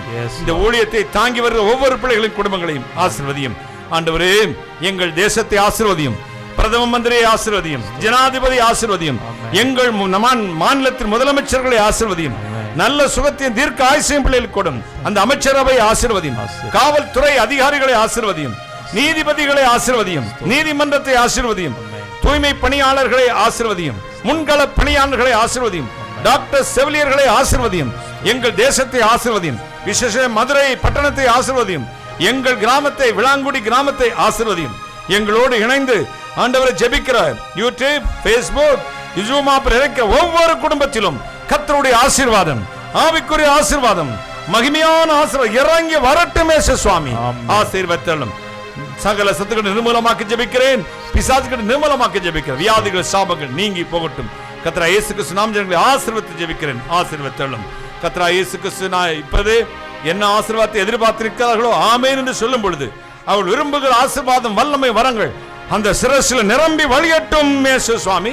ஆசீர்வதியும், ஆசீர்வதியும். ஆசீர்வதிப்பதற்காக நன்றி. உமக்கு கோடாகோடி நன்றி, கோடாகோடி ஸ்தோத்திரம். கர்த்தரா இயேசு கிறிஸ்து நாமத்தில் ஜெபிக்கிறேன். உம்முடைய ஆசீர்வாதங்களை பெற்றுக் கொள்கிறேன் பரிசுத்த பிதாவே. ஆமென், ஆமென். கர்த்தர் நல்லவர். ஆமென் சொல்லுங்களேன். ஹல்லேலூயா. கர்த்தர் சொன்ன வார்த்தைகளை உங்களுக்கு சொல்லி இருக்கிறேன். கர்த்தருக்கு சித்தமானால் ஆகஸ்ட் மாதம் 7ஆம் தேதி திறவுகோல் ஜெபம் நம்முடைய இயேசு மர வளாகத்தில் நடைபெறும். கலந்து கொள்ளலாம். அது நீங்கள் கவர்மெண்ட் அனௌன்ஸ்மெண்ட்டை பார்த்துட்டு நீங்கள் வாங்க, அல்லது தொலைபேசியில் தொடர்பு கொள்ளுங்க. 7ஆம் தேதி சனிக்கிழமை காலை 9:30 மணிலிருந்து மதியம் 12:30 அல்லது 1 மணி வரை திறவுகோல் ஜெபம் நடக்கும். நான் எல்லா ஞாயிற்றுக்கிழமையும் காலை 9லிருந்து 11 வரை பிளஸிங் ப்ரேயர் டைம் நடக்கும். மற்றவர்களுக்கு சொல்லுங்கள். யூடியூப் சேனலை சப்ஸ்கிரைப் பண்ணாதவங்க சப்ஸ்கிரைப் பண்ணி மற்றவங்க ஷேர் பண்ணுங்கள். பெல் பட்டனை கிளிக் பண்ணிட்டீங்கன்னா புதிய செய்திகளை இங்கே கேட்க வாய்ப்பாக இருக்கும். சப்ஸ்கிரைப் பண்ண வேண்டியங்களா பண்ணுவீங்க. கர்த்தர் உங்களை ஆசீர்வதிப்பார். திறவுகோல் ஜெபம் என்னைக்கு சொல்லுங்கள்? ஆகஸ்ட் மாதம் 7ஆம் தேதி காலை 9:30 தொடங்கி 12:30 மணிக்கு தான் முடியும். 12:30 1 மணி ஆகிடும். நீங்கள் அன்னைக்கு நேரடியாக வர்றவர்கள் வரலாம். நேரலையிலும் ஒளிபரப்பு செய்யப்படும். அதை கவனித்துக் கொள்ளுங்கள். அடுத்து ஞாயிற்றுக்கிழமை ஒவ்வொரு ஞாயிற்றும் காலை 9 மணியிலிருந்து 11:30 வரை பிளஸிங் ப்ரேயர் டைம் நடக்கும். அதிலே நீங்கள் கலந்து கொள்ள உங்களுக்கு அன்போடு அழைப்பு. இயேசுமா ஊழியத்தை ஜெபத்தினாலும் காணிக்கினாலும் உடல் தாங்கி வந்த அத்தனை பேருக்கு நன்றி. தாங்க போகிறவர்களுக்கு நன்றி. உங்கள் ஜெப தேவைகளை எங்களுக்கு சொல்லுங்கள். அதுபோக இயேசுமரவா ஜெபத்துக்காக நீங்கள் அனுப்புகிற காணிக்கைக்கு உங்களுக்கு பதில் கடிதம், ரசீது வராவிட்டால் உடனே தொலைபேசியில் மொபைலில் தொடர்பு கொண்டு நாங்கள் இவ்வளோ காசு அனுப்பியிருந்தோம், காணிக்கை அனுப்பியிருந்தோம், கிடைச்சதா கிடைக்கலையா என்பதை உடனே கேட்டுக்கொள்ளுங்க. உடனே நாங்கள் பதில் அனுப்புவோம். அப்படி பதில் வராத பட்சத்தில் நீங்கள் கேட்டு உறுதி செய்து கொள்ளும்படி உங்களை அன்போடு கேட்குறோம். நம்மளுடைய லேண்டெல்லாம் ரொம்ப பள்ளமாக இருக்குது. 2 அடி 5 அடி 3 அடி பள்ளம். அதுக்கு மண் நிரப்புறதுக்கான பணி, அதுக்கு லட்சக்கணக்கான ரூபாய்களும் செலவழியும். அந்த மண் ஒரு லோடுக்கே 3500 4000 கேட்குறாங்க. அது நமக்கு ஒரு 100 லோடு வரை தேவைப்படும். இந்த தேவைகளுக்காக சந்திங்கபடி ஜெபிங்க. அது நிரப்பும்படியாக நீங்கள் அந்த மண் கிடைக்கணும். அது கிடைக்க அரசாங்க உத்தரவு போடணுன்றாங்க. போட்ட உடனே அது நிரப்பெறலாம். அதுக்காக ஜெபித்துக்கொள்ள நம்முடைய தேவைகள் மிகுதி. எங்களுடைய உடன் ஊழியர்களுக்காக, குடும்பங்களுக்காக, எங்கள் தேவைகளுக்காக 2 ஆண்டுகள் ஆகிவிட்டது. நமக்கு குவாரண்டைன் தொடங்கி 2.5 ஆண்டுக்கு 2020 மார்ச் 22ஆம் தேதி தொடங்கி 2021 மார்ச் 22 முடிஞ்ச 1 வருஷம் முடிஞ்சு என்னாச்சு, ஒரு 6 மாதம் சேர்ந்தாயிடுச்சு. எனவே ஊழியர்கள் எல்லாருக்காக ஜெபிங்க, ஊழியக்காரங்களுக்காக ஜெபிங்க. என்னுடைய பிரசங்கங்கள் எல்லாம் கர்த்தருடைய சித்தமும் கர்த்தருடைய வார்த்தை ஏவுதல் இல்லாமல் நான் பேசுவதே இல்லை. எந்த ஒரு தனிப்பட்ட சபையோ எந்த தனிப்பட்ட குடும்பத்தையோ தனிப்பட்ட ஊழியரை பற்றி ஒருபோது நான் பேசினதும் இல்லை, பேச போறதும் இல்லை. பொதுவாய் கர்த்தருடைய வார்த்தையிலிருந்து எடுத்து அதுக்கு வியாக்கியானம் பண்ணியிருக்கிறேன். இதோ தவறுகள் இருக்கும் பட்சத்தில் திருத்திக் கொள்ளுங்கள், இல்லாத பட்சத்தில் அதை டேக் இட் ஈஸின்னு விட்டுட்டு உங்கள் ஊழியங்களை உண்மையாய் செய்யுங்கள். எல்லாவற்றுக்கும் மேலாக கர்த்தராகிய இயேசு கிறிஸ்து நாமத்தை உயர்த்தி நித்திய ஜீவனங்களுக்கு சர்வ ஜனங்களை கொண்டு போகவும் தேவனுடைய சத்தியமாகிய வேத புத்தகத்தின்படி வாழ்க்கை இருக்க வேண்டும் என்ற ஒரே ஒரு நோக்கம் சார்ந்ததாகவே என்னுடைய பிரசங்கங்கள் இருக்கிறது என்பது கர்த்தரும் சாட்சி, கர்த்தருடைய உண்மையான பக்தர்களும் சாட்சி. கைகளை தட்டி ஒரு அல்லேலூயா சொல்லுங்களேன். எனவே என்னுடைய இந்த வைராக்கியமான காரியம் என்பது கர்த்தருடைய வேத புத்தகத்தையும் நித்திய ஜீவனையும் மட்டுமே சார்ந்தது, வேறொன்று நோக்கம் எனக்கு இல்லை. கர்த்தருடைய பரிசுத்த நாமத்துக்கே ஸ்தோத்திரம். சத்தியத்திலே நடங்கள், சத்தியத்திலே வாழுங்கள், சத்தியத்தை மேய்ந்து கொள்ளுங்கள், கர்த்தருடைய சத்தத்துக்கு செவி கொடுங்கள், உள்ளும் புறமும் சென்று மேய்ச்சலை கண்டடைவீர்கள். கர்த்தர் உங்களோடு இருப்பார். ஞான வரங்களை நாடுங்கள், விசேஷமாக தீர்க்க தரிசன வரங்களை விரும்புங்கள், தீர்க்க தரிசன வரங்களை பெற்றுக்கொள்ளுங்கள். கர்த்தர் உங்களை ஆசீர்வாதம். தொடர்ந்தும் இந்த ராஜரிய குடும்பத்துடைய பாக்கி சாப்டர்ஸ் இருக்கு. எத்தனை வாரம் 4 வாரம் போது அவ்வளோ தெரியாது. அடுத்த வரங்களை குறித்து அடுத்து வரும் வாரங்களில் நாம் தியானிக்கலாம். அடுத்த காரியங்களை குறித்து கர்த்தர் உங்களை ஆசீர்வதிப்பார். கர்த்தர் கொடுத்த நல்ல வாக்குத்தத்தங்களுக்காக கைகளை தட்டிக்கத்தை ஸ்தோத்திரம் பண்ணுவோம். ஸ்தோத்திரம். கர்த்தருடைய மகிமையான கரம் உங்களோட கட்டும். அநேகர் வந்திருக்கீங்க, அநேகர் யூடியூப்பில் பார்த்துட்டு இருக்கீங்க, ஃபேஸ்புக்கில் வந்திருக்கும்னு நினைக்கிறேன். வந்துருந்துச்சுன்னா ஃபேஸ்புக்கில் இல்லாட்டி யூடியூப்பில் தேவனுடைய மகிமை உள்ள கரம் உங்களை ஆசீர்வதிக்கட்டும். தொடர்ந்து 7ஆம் தேதி திறவுகோல் ஜெபத்திலே நேரடியாக கலந்து கொள்கிறவங்களுக்கு நீங்கள் சொல்லுங்கள், கலந்து கொள்ளலாம். அடுத்த ஆன்லைனில் வர்றவங்க ஆன்லைனில் வந்துருங்க. 7ஆம் தேதி சனிக்கிழமை காலை 9:30 மணிக்கு தொடங்கும். 8ஆம் தேதி காலை வழக்கம் போல் ஞாயிற்றுக்கிழமை பிளஸிங் ப்ரேயர் டைம் 9 மணிக்கு நடக்கும். இதில் கலந்து கொள்ளுங்கள். கர்த்தர் உங்களை ஆசீர்வதிப்பார். கர்த்தர் பரிசுத்தநாமத்துக்கே ஸ்தோத்திரம் உண்டாவதாக. கர்த்தர் கொடுத்த நல்ல வாக்குத்தத்தங்களுக்காக கைகளை தட்டி ஸ்தோத்திரம் பண்ணுவோம். பிதாவாகிய தேவனை ஸ்தோத்திரம் பண்ணுவோம். குமாரனாகிய தேவனை ஸ்தோத்திரம் பண்ணுவோம். பரிசுத்தராகிய தேவனை ஸ்தோத்திரம் பண்ணுவோம். எல்லா துதிக்கு நன்மையும் கர்த்தராகிய இயேசு கிறிஸ்துவுக்கு சேர்த்து கைகளை தட்டி ஸ்தோத்திரம் பண்ணுவோம். ஸ்தோத்திரம். என் ஆத்துமாவே கர்த்தரை ஸ்தோத்திரி, என் முழு உடமையும் பரிசுத்த நாமத்தை ஸ்தோத்திரி. என் ஆத்துமாவே கர்த்தரை ஸ்தோத்திரி, கர்த்தர் சகல பாரங்களையும் மறவாதே. ஆமேன், ஆமேன். ஆசீர்வாதம் நம்முடைய கர்த்தராகிய இயேசு கிறிஸ்துவின் கிருபையும் ஆசீர்வாதமும் நம் அனைவருடைய இன்று விசேஷமாய் இந்த மாதம் முழுவதும் நம்மில் நிலைத்திருந்த ஆசீர்வாதத்தை நடத்துவதாக. ஆமேன், ஆமேன்.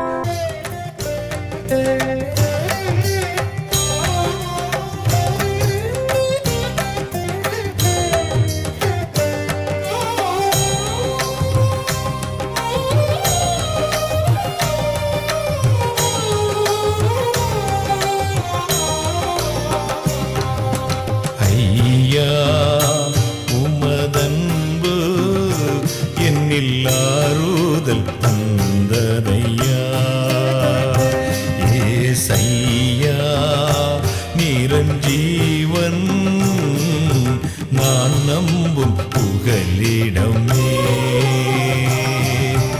ஐயா உமதன்பு என்னில் ஆறுதல் தந்ததையா, ஏசையா நிரஞ்சீவன் நான் நம்பும் புகலிடமே.